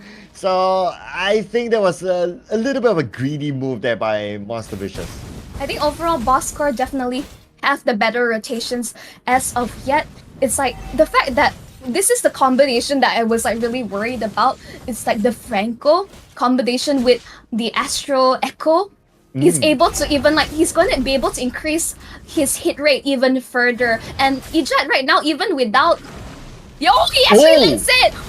He got it towards the side, and Malsaken is there to dish out the damage. Lilith almost taken out, but got away safely thanks to his teammates. But that means that he needs to go back and reset himself, and that would open up opportunity for Team Bosskurr to secure the turtle. The penalty zone goes in, but then again, it's still going to be Team Bosskurr trying to counter back, and they're trying to chase down Janus. Janus down to this last hit, but Janus should be able to get away. He is safe for now. Just one last hit in, and we saw that Star Shatter unfortunately not landing his mark. Genos is just taunting Bosskurr in their faces as he walked away scot-free with the turtle for keepings.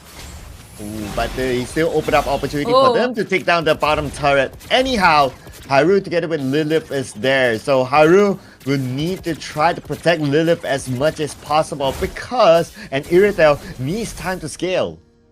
Yes, definitely needs time to scale, but the Grok himself is so vulnerable to getting hooked and bursted down by Raze. 105 right now on this Novaru has already completed Clock of Destiny, probably completing Lightning Chanshin very soon. But go! Ijat! Ijat Ojam, beautiful. Beautiful lockdown indeed. And that's going to be another kill for Team Bosskurr. Now, they have a 2 to 3k goal lead. And we're at the 6th minute of our game. But the fight is not stopping yet. Oh, nice Star Shadow there by Raze. It did land on the Dole side, but not enough damage to take it out. Not yet, at least in this case. We can see that instantly the zoning potential, like Bosskurr, what is this rotation? Like so early on, you can see like there's a bit of a scuffle down bottom side. Both gold lanes and roamers are clashing down, not quite able to take down the inhibitor as of yet. Haru is like wanting to chase them down, but I don't think you can do too much on this Grok. And Raze and Chirap are making quick work to take down that inhibitor. The first turret to fall on the side of Team Monster Vicious. And now we have the bottom turtle going to come up soon. Team Bosskurr together with Monster Vicious, they want to try to get this objective. At the same time, some spaces open up at the top lane for Doleside to farm, but now Doleside is going to make his rotation towards the middle, so he's heading there at this moment. Turtle now down to 50% of health. Both teams trying to go, and who will secure the turtle? At this moment, Team Bosskurr makes his zone on Monster Vicious, but Doleside has arrived. Genos will be the one to steal it away towards the end, but the fight is not stopping, and Doleside has arrived on Mousekin with the damage output. Trades it back, and Haru needs to get away. At this point, Lilith is still alive with that last tick of health. Doleside as well, super duper low, but Doleside managed to evade that final shot from Raze. 1 for 2 as well as the turtle. Monster Vicious wins out that trade like handily, and as well as getting that shutdown on turret's Mousekin. Ooh, the Guardian Barrier almost caught Sandwich, but he was ready to get away. Oh! Taken now with the last insanity. Monster Vicious, they are catching up.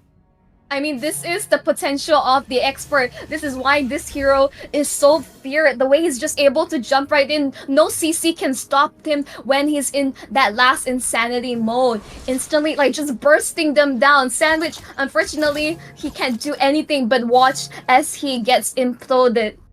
Oh, look at this Monchelle, Monster Vicious. They're starting to invade the jungle of Team Bosskurr. They know that they have the momentum now. They have the goal lead on their side at this moment. Doleside left alone at the bottom, but that's absolutely fine. He is sustainable. But what I'm more concerned for Team Bosskurr is that Lilith is starting to have a lot of space to scale, and Lilith takes down the turret.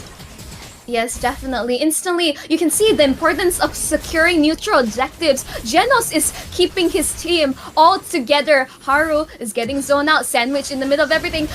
It's gonna be suppressed overall. But Haru is still alive despite everything. Last insanity! That's the last insanity! Will grant Doleside the mega kill! And also the double kill! This is a chance for Monster Vicious to chase them down! And Natsu will be traded back! But Haru makes a U-turn! Sandwich! And the last thing about Lilith will go in and make sure he does not get away! Mousekin is in trouble as well! Lilith, will he go in? Yes, he cuts across! 2 turret hits onto Lilith, but he's still absolutely fine. Now Raze is in trouble instead! And Raze, thanks to the turret, he is still alive.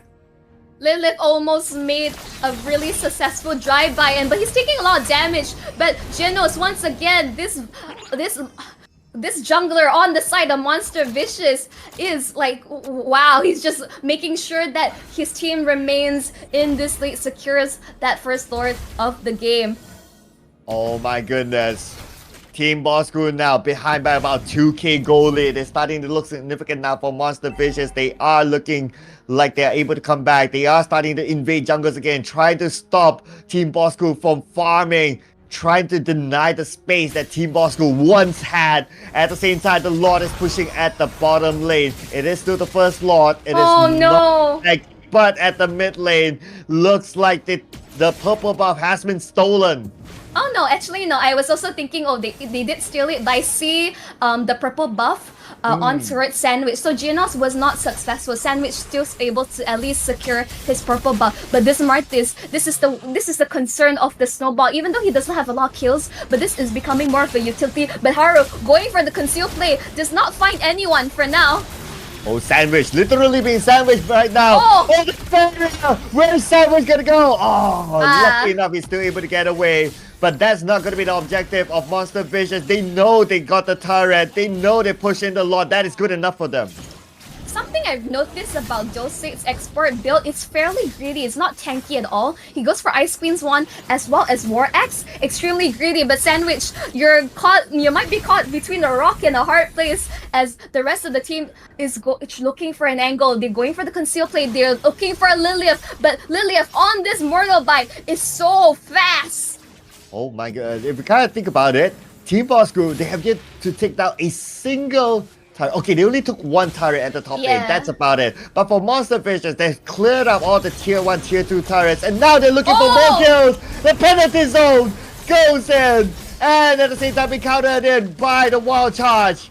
Monster Vicious, they are vicious in their fight. Definitely. And unfortunately, even though they have this Brody initially with this lead, 7-1 and 2, that is penalty zone.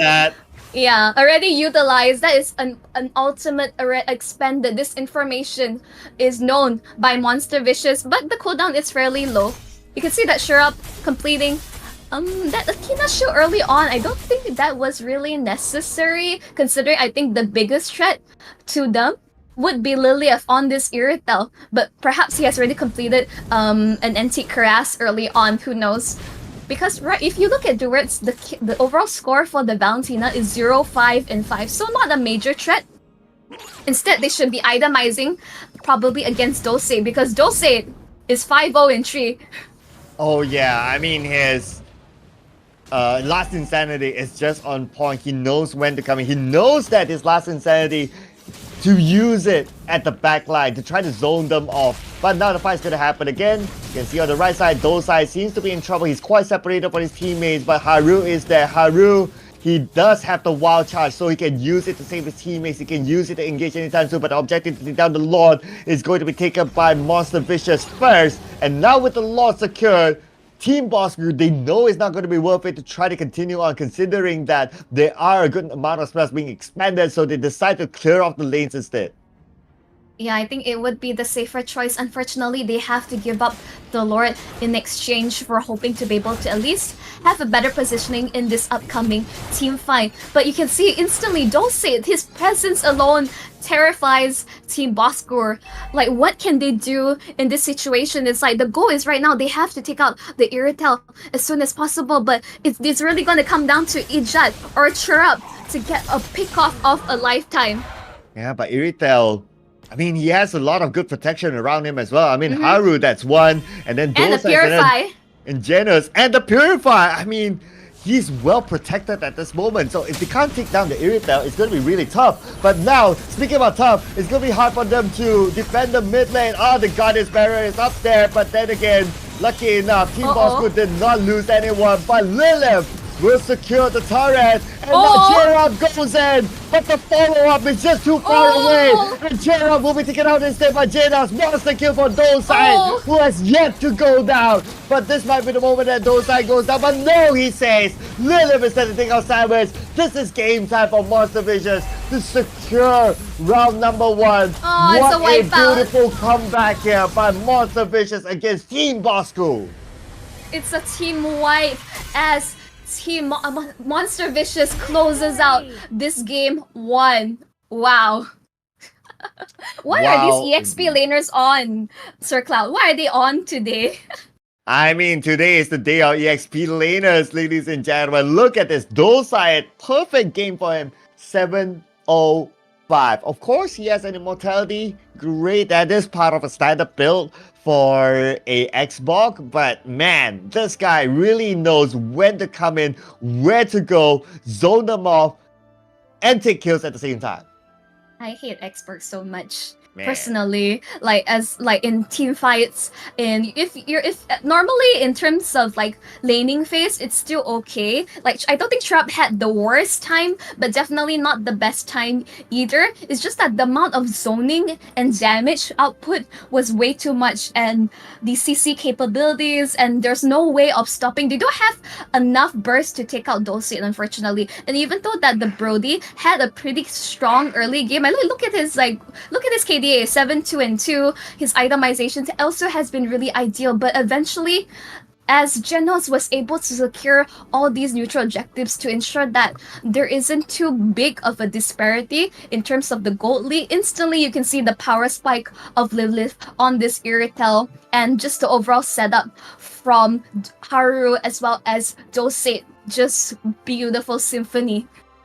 Yes, well protected. You have the Martyrs, you have Haru as well, who absorbed a lot of damage, absorbed a lot of skills.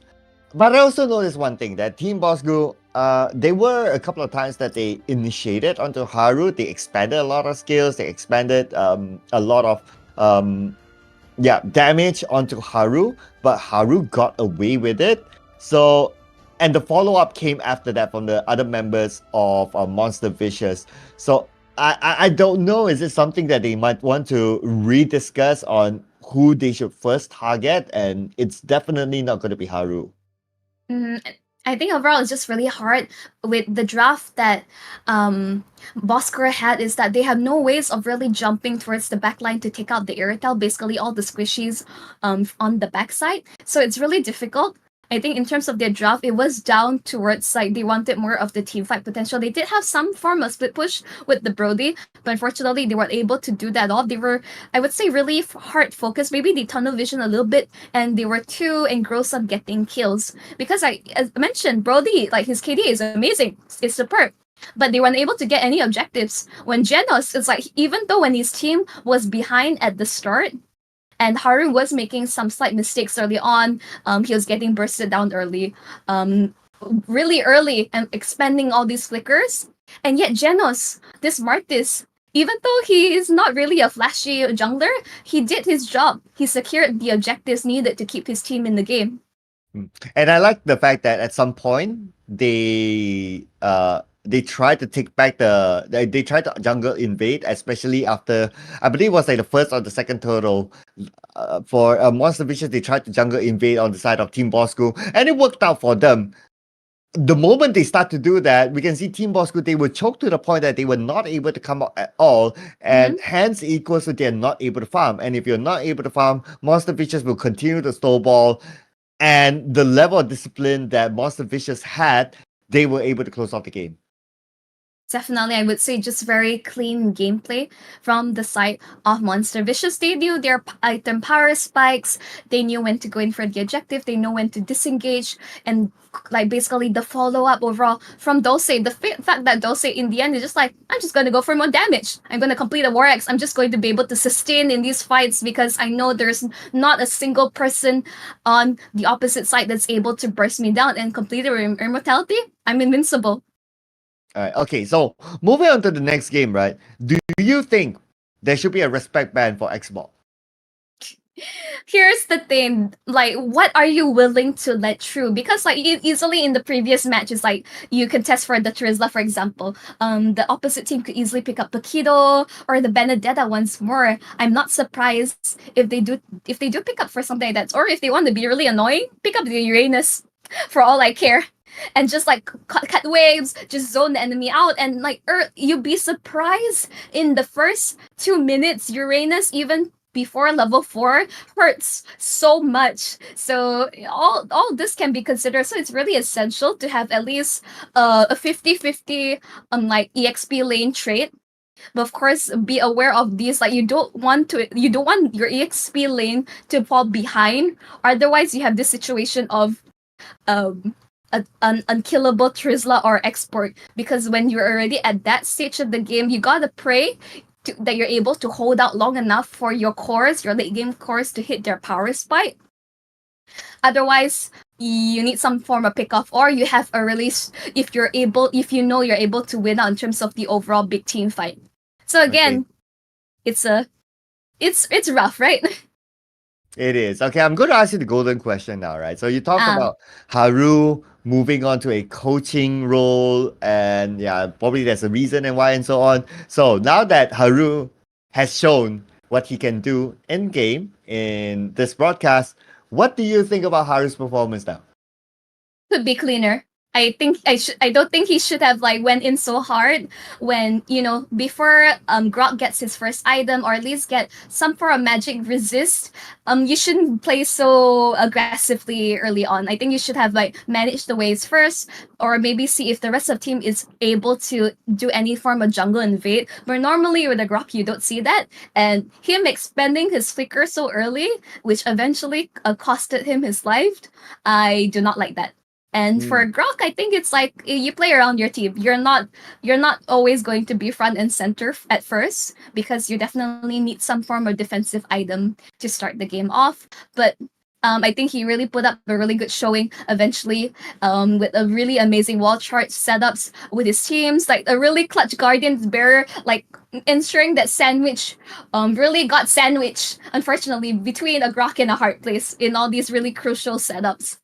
Yeah, I totally agree with the Guardian's Barrier as well.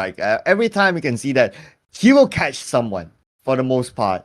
And then it's a matter of whether that person can jump over the barrier or not. Then that will be the second thing. But the most important thing is that he's able to always catch someone and put someone in a difficult position, having to expand a skill, putting it on cooldown, and that opens up some level of opportunity for the other teammates to try to take advantage of that. So I think overall, yes, it's great. It's a good showing overall, especially from probably after the first or second total onwards. But it's just a total snowball, I must say, from Monster Vicious. The fact that the moment they got the jungle on the enemy side, that's it. They never let go of it.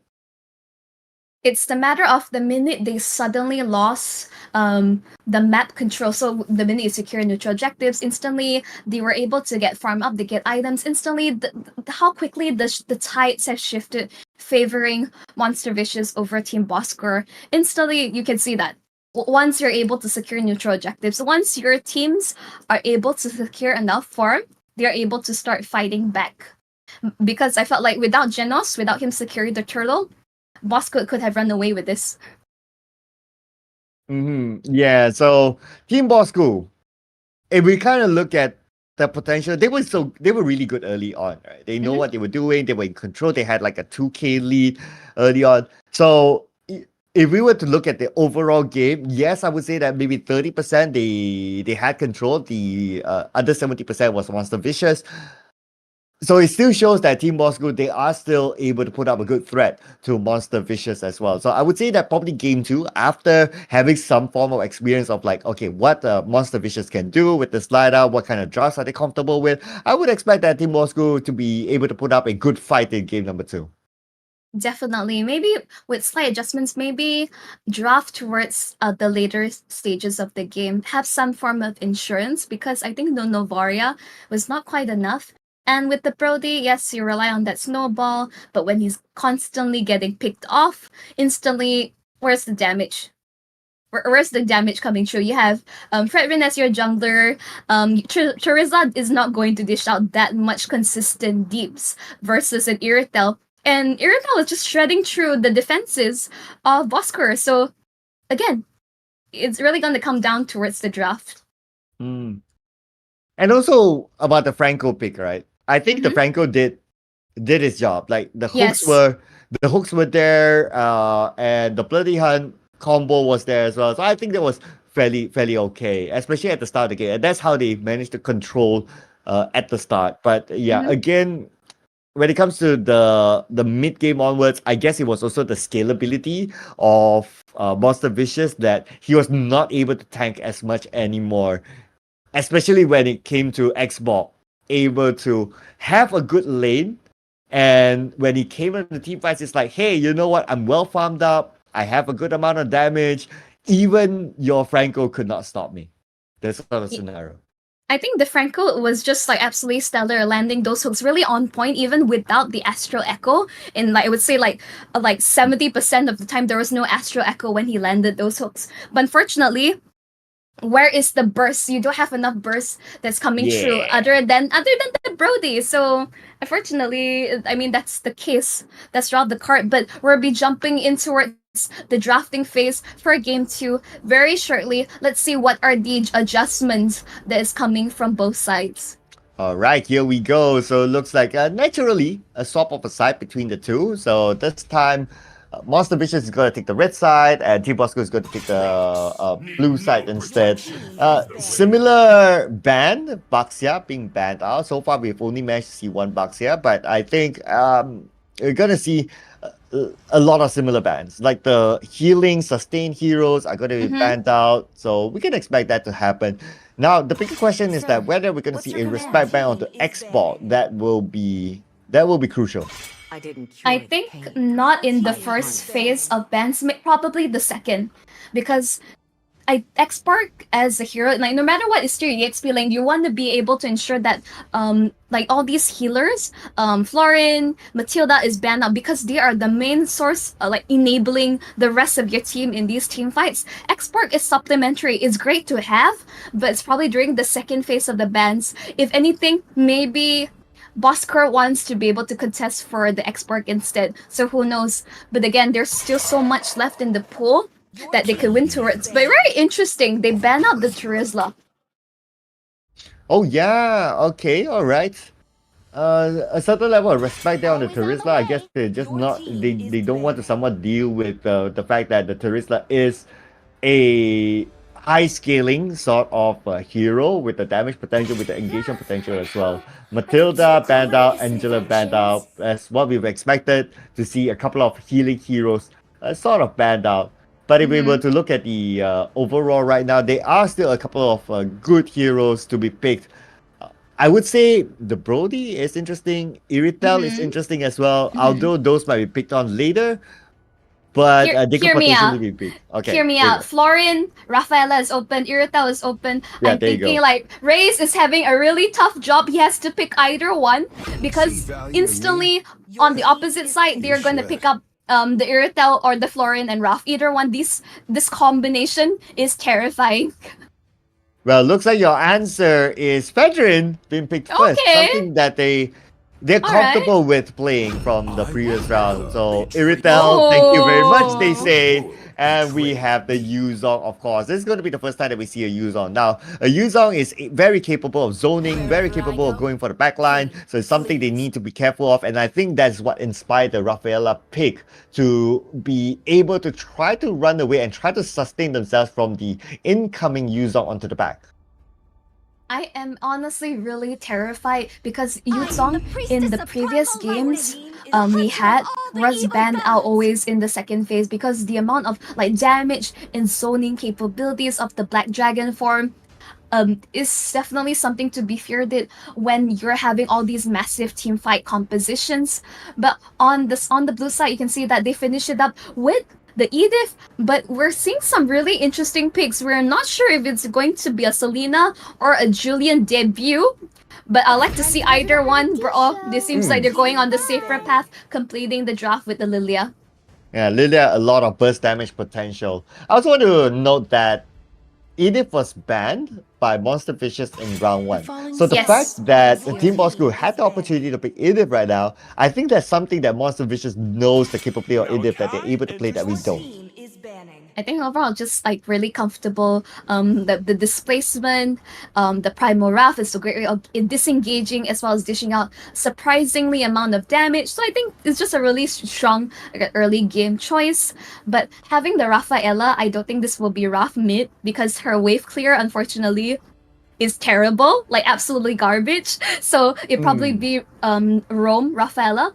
And this would most likely be Edith EXP, but we have seen Edith in the mid lane, which have been really odd, but it has worked out.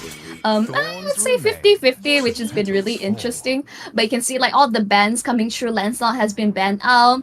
I think having absolute rundown composition with the Yuzong, Lily, and Irrital is just absolutely terrifying. But no, they finished this off with the armor shred the double shred with Giraffe as well as the Irrital. This is going to be terrifying if they're going for it. But we can say on the red side, they completed with the Novar as well as Feramis Band, so no double healer strat for you unless they decide to go for a Florin, which I'm strongly against, because Florin is also another healer with really bad wave clear. I don't suggest that, but nope, Genos is just going to stick with comfort. The Martis worked out really well for him in the last game. Why not just stick to it? Yeah, do what's comfortable to you, right? Especially when they have the lead at this moment. Now, if we were to look at for Team Bosskurr, they will be looking for a tank shredder as well because they need to deal with the martyrs. So I think that the carry will be a good choice. They are hovering around. They're still thinking whether they want to lock it in or not. Other than that, all right, let's see if they lock in. Here you go. Okay, they need a burst damage as well. We can't think about it. So carry, yes, in. Tank shredder. Are they going to lock this in? Or are they going to change their mind now? Okay, 3 more seconds. I think, yes, they should. Okay, yes, they're going to lock it in. So the Sicilian, it is for them. So they have a good balance here if we kind of think about it. They have a tank in the name of Fedrin. They have good wave clear as well. Carry is a good wave clear. Cecilia has a good wave clear, burst damage. They have a healer. So looking fairly balanced. And if I were to look at this balance, I would say that they have a potential of like either going for team fights, initiating team fights, and also potentially even doing the split push. Now, so hear me out. I would think for in terms of late game scaling, definitely blue side wins out with the carry as well as Sicilian, but very vulnerable early on to ganks, which is what I'm really concerned about. And the fact that Haru finishes up their composition with a Minotaur, it's like on the blue side, it's like they really lack mobility, which is really concerning. It's like they will definitely force out a lot of flickers the minute they see the Minotaur or the Yuzong. So this is a rundown composition in combination with Minotaur. So this is really terrifying composition from the blue side. For red side, for blue side, they really need to hold out as long as possible and scale up. Fredrin's job, secure objectives against Genos. No, like that will be the goal. Hold out long enough, maintain your map control, and carry and Sicilian would carry you towards the end. And I think, well, at least based on the 2 games that we see on the broadcast, right? Haru is kind of comfortable with those sort of tanky, engaging sort of heroes. So the concept of a Grok and also a Minotaur is pretty similar. So you're tanky, you can stay at the front, and you can start to initiate fights as well. So I would say that he might play a similar style of trying to be in front as much as possible. And we might even see that during the start of the game, he will try to go in to tease the jungle a bit on Team Boskur's side. Just hoping that, like what you said, some of the iffy moves, I must say, is to expand like the flicker very early on, and that did not allow him to have the flicker when the time really matters. So hopefully if he's able to patch up on those things a bit, then he will be really strong. Yep, as we've mentioned about it, we're back in towards the Land of Dawn. It's going to be game 2 on Monster Vicious versus Team Bosskurr, but I think we have a slight confusion in terms of the text on the above. But don't worry, everyone, this will be the second match of MV versus Bosskurr. Let's get right into it. Yes, and here we go. At the bottom lane, we can see Lilith pushing Malsaken all the way back. And as a start, normally it's a Irrital able to do so. Oh no, 4 on 2 1. Man, Definitely going to be first blood for Monster Vicious. Where was the Rafaela in this case? Like the fact that you can see instantly the carry is so vulnerable to ganks and dives, and as we say that, yep, Ija is just going to be taken out. Like Rafaela, as I would say, very vulnerable to all this sort of ganks initiations and will be just picked off. Unfortunately, Malsaken was also taken out of the equation way too early and not able to at least dish out some damage. Oh, they rotated to the top. Sandwich was there, and now Sandwich, okay, he's still able to sustain himself. He is tanky enough naturally as a veteran, so even though 3 onto him without ultimates, they Both two of them at least are still at level 3, so he's still able to get away fine. But now the turtle is up, and both Janus and Sandwich, they're dancing at the turtle, waiting for the other teammates to arrive. The fact that Chirrup is unable to hit, yeah, he just hit level 4 a little bit too late, but you can see that instantly the red side is just in all the control on the turtle pit. But Chirrup is trying to do something. Yeah, Chirrup went in first, but then again it's going to be Sandwich securing it with the retribution. Now they're trying to get a couple of kills. Imanatsu with the last thing on help managed to get away, but it's going to be Sandwich trading his life back for that one turtle. One life for a turtle. To me, worth it. Definitely worth it in this case, but red side is the one with the gold lead because they were able to get multiple kills off the board, including Sandwich. But we can see this is really difficult for overall for Bosskurr. Yeah, and if you kind of think about it, like Lilith has a lot of space at the bottom. He's pushing Mousekin to the back, and even though Ija Ojang comes, it's not like they can take down Lilith because Ija Ojang naturally is a more defensive sort of hero. So they need more than just Ija Ojang to come and help Mousekin to win the lane again. They have to really play it safe because look at how Lilith is just able to just run you down like instantly. Ija is already taken like so low. Sandwich is in the area, but they really can't do much. They have to play this safe. Oh no, now eyes onto Sandwich, but Sandwich, they're not going to be focusing too much onto him. He's just trying to zoom in off. I think they're trying to take down Mousekin, but now with the presence of Sandwich there, they will not go all in onto it. Here's the thing, there's only one Rafaela, and there is so many vulnerable squishies on blue side that on Bosskurr, they really need to, like, she can't be everywhere at once. So it's Reyes, unfortunately, the Sicilian has to protect himself because in comparison, Mousekin is so much vulnerable. Oh, Sandwich, he's just able to just juke them out just in time. Just wow. Yeah, so now 3 onto 1 Haru. That is what they needed. They needed an extra person, and Reyes, with the burst damage, is able to support and try to get at least a kill at the bottom lane, because if not, Lilith will continue to scale. But in the middle, Imanatsu is in trouble. Imanatsu gonna get away. No, he can't. Reyes is there, but at the bottom lane, Lilith gets a kill. But the mid lane, it's not done yet. Dole side is in trouble now. And now. Moving on to get the last head, but Gino's trying to trade it back. He goes all in. He's able to get a kill by the expense of himself. Yep, that shutdown towards Reyes, that is not ideal. You do not want to give this Sicilian a sufficient farm in scaling. That was not ideal. Was it really worth your life traded, like, just to ensure that you get the kill on towards Ijat? Instantly, you can see that. Wow, they're really running away with this game when we thought that Monster Vicious had the control across the map initially. Because they lost too many players at that mid-fight, that opened up space for Team Bosskurr to secure the turtle. And true enough, Sandwich comes in with the retribution at the right timing, secures it. So 2 turtles in the hands of the Team Bosskurr. Now we can see a lane swap here. Lilith is now at the top lane, and he's together with Haru. Imanatsu is there as well. They're probably going to go in for it. Yes, they will! There you go, the Minoran Rage comes in at the right time, but Imanatsu is there with the double kill to finish things off. They trade it back 2 for 1. Lilith and Haru is still alright, so another worthwhile trade. Ideally, you don't, like, if you're aware of a potential dive, you want to be able to back up. But ideally, I think they were trying to get sufficient trade, but Sandwich still wanting to ensure that this turret will hold. Unfortunately, no. But look at the amount of damage coming up from Haru. Oh, Reyes came in, but is it at the right timing? Reyes is still alive thanks to the turret. Chirrup comes in from the side. Can he catch 1 or 2? No! He's not able to catch Lilith. Instead, they try to catch Haru instead, and Haru will be the one to go down. Trading his life for his goal laner to survive.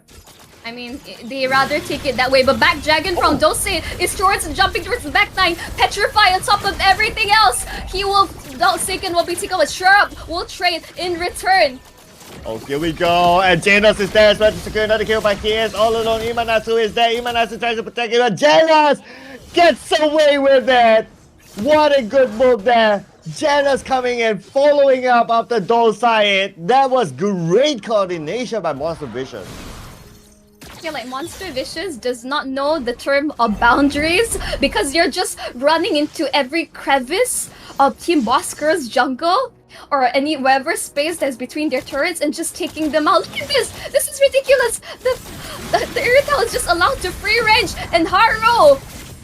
Oh, and Haru comes in. Ija Ojang, the right target that he wants. So now that they have taken out the sustain, now they will go in all out. But Malsekin is there to take out Lilith instead. Haru is in trouble, and Haru taken out thanks to Razor's burst.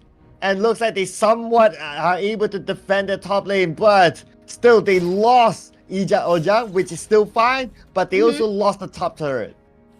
At this point, they're already trying to minimize as much structural damage as possible. I think this is still okay. They still have outer turret, which is ideal considering the composition that Monster Vicious has. But they are scaling up. Raze has not died at all. Malsekin has died a couple of times, and he has only completed one item as of yet versus Irritel that's completed 2. But rest assured, if they're able to hold out long enough and able to reinitiate these fights when Monster Vicious has already utilized their important battle spells, they will actually have a chance. Yeah, the item completion between the two gold laners is also because of the dominance of the bottom lane. But now Dolside has arrived. Black Dragon Fall arrived at the right time. They had a follow-up here from Lilith. Lilith gets 2 kills. Double kill. But we're not done yet at the backline though. Imanasu is there. Almost bursting down another. But getting the 2 kills, that was great movement. Very aggressive gameplay by Monster Vicious. And now, Savage. Oh, can he make out in time? No! He's not able to make out in time. 3v1. Sandwich with the turret behind him. He's literally being sandwiched right now. Oh, He's no. able to get a trade at least, but looks like the answer is no. Lily was just able to sidestep the Appraiser's Wrath just in time. That did not connect on towards anyone. If it did, it could have been a valuable trade in this case, but no, they were unable to get anything off of this. Ooh, but look at Monster Vicious. They are as vicious as their name says. At this moment, they're just running at Team Bosskurr. And the approach is slightly different this time. They go head-on on Team Bosskurr with the follow-up of 1 by 1 by Monster Vicious. I mean, they know the potential damage that they can absorb.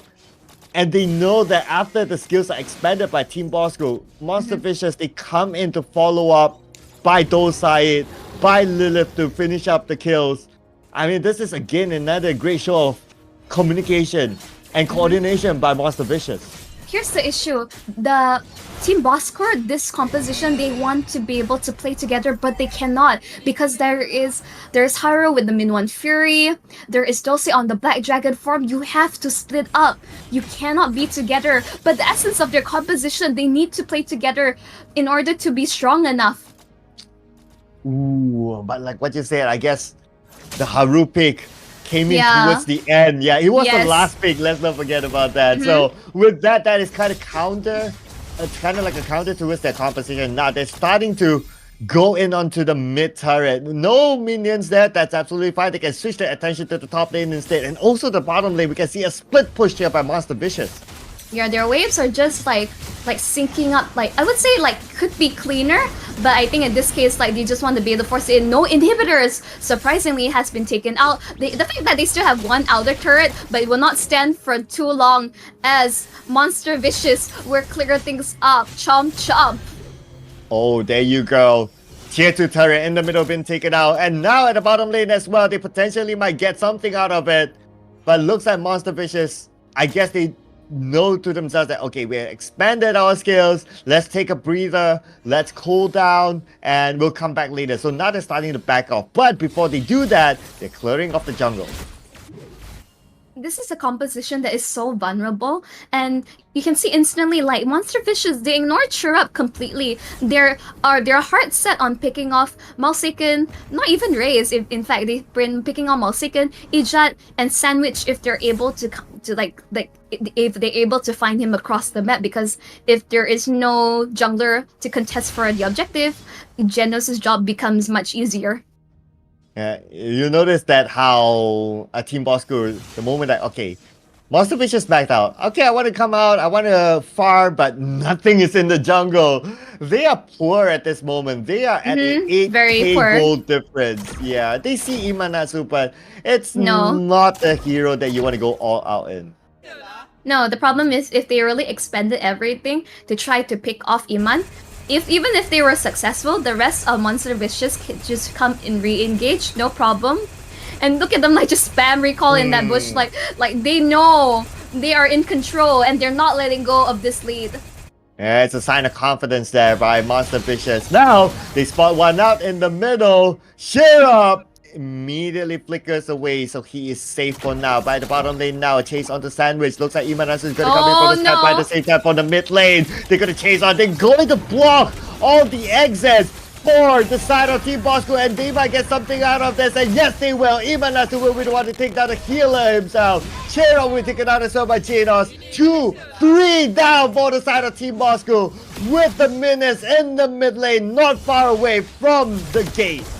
Impressively, all the frontliners from the side of Team Bosskurr has been taken out, but slowly all the cores will fall. But they unfortunately has no minions to go. They'll go for the safer route. They're still disciplined despite being in the lead. They'll go for the Lord right before they clear out all of the camps from the side of Team Bosskurr. This is tactile. This is really clean gameplay from the side of Monster Vicious. Absolutely, Monchelle. 10k goal lead right now for Monster Vicious, and we are 13 minutes into the game with the Lord secured. Now it's all about Monster Vicious clearing up the jungle, playing it disciplined, wait for the Lord to come out and shove out the waves together.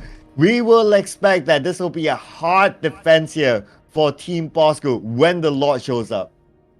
Yep, I think this is like where might be seeing like what appears to be the end, unless Raze or Mangsiken is able to like really like do they have enough items? Do they have enough damage to at least withstand this upcoming wave? I would say they will at least lose all the inhibitors, I guarantee. Maybe they can at least survive another wave, but with all their structures down, they were only able to secure one turret this entire game.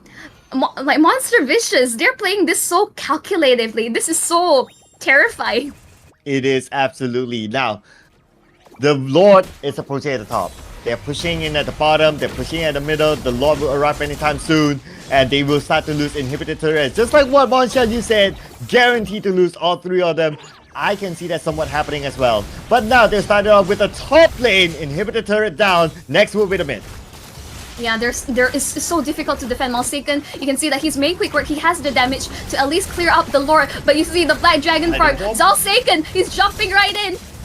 Oh, here we go. Black Dragon Form pulled down, so it looks like Monster Vicious. They're waiting for the bottom lane to be shoved in, but they will take the engagement right now. They're trying to go in on the Shinobi, but Shinobi still survives. At the same time, the bottom turret is being taken down, but Lilith is there with a monster kill. The damage output for Lilith is just unstoppable at this moment. Dolside will finish off the turret at the bottom lane, and now they will try to end the game, but no, for the side of Team Bosskurr at this moment, they still have 4 players at this moment, but now the minions have arrived. This could be the moment for Monster Vicious to end the game, but they're not able to do so. But before that, with Mangsiken taken down, oh no, this is going to be difficult. But then again, Genos is kind of low as well, but he's still going to go in. He's trying to get a kill. He's going to be a little bit godlike, and it's going to be Monster Vicious choking them down, taking home a 2-0 win. GG, well played to Monster Vicious, and nice try to Team Bosskurr. Like, wow, that was a stomp. That was absolutely a stomp coming out from Monster Vicious. Like, that was so clean from them. When I just thought that okay, they have enough damage to at least clear up the wave, instantly you saw the second wave come in, and the minute I saw that the carry has died, instantly I would say like this game was over before it was. Yeah, it was difficult for Team Bosskurr. Just look at the goal difference between the two goal laners, right? It's a 4k goal difference. And that was also because the early stages of the game, yes, there were times that you have another player with you, another support player with you, but you're not able to take down the Irithel. There was not enough damage output to take down Irritav at the early stages. It took them quite a while to realize that, hey, you know what? Irritav is scaling. We need to find a way to stop it. And that's where they start to rotate the mid laner to the gold lane to try to take down the Irritav. But still, Irritav was still able to get away. I think it's just the same issue. They didn't have the tools or the heroes to able to jump towards the back line and take out the Irritel.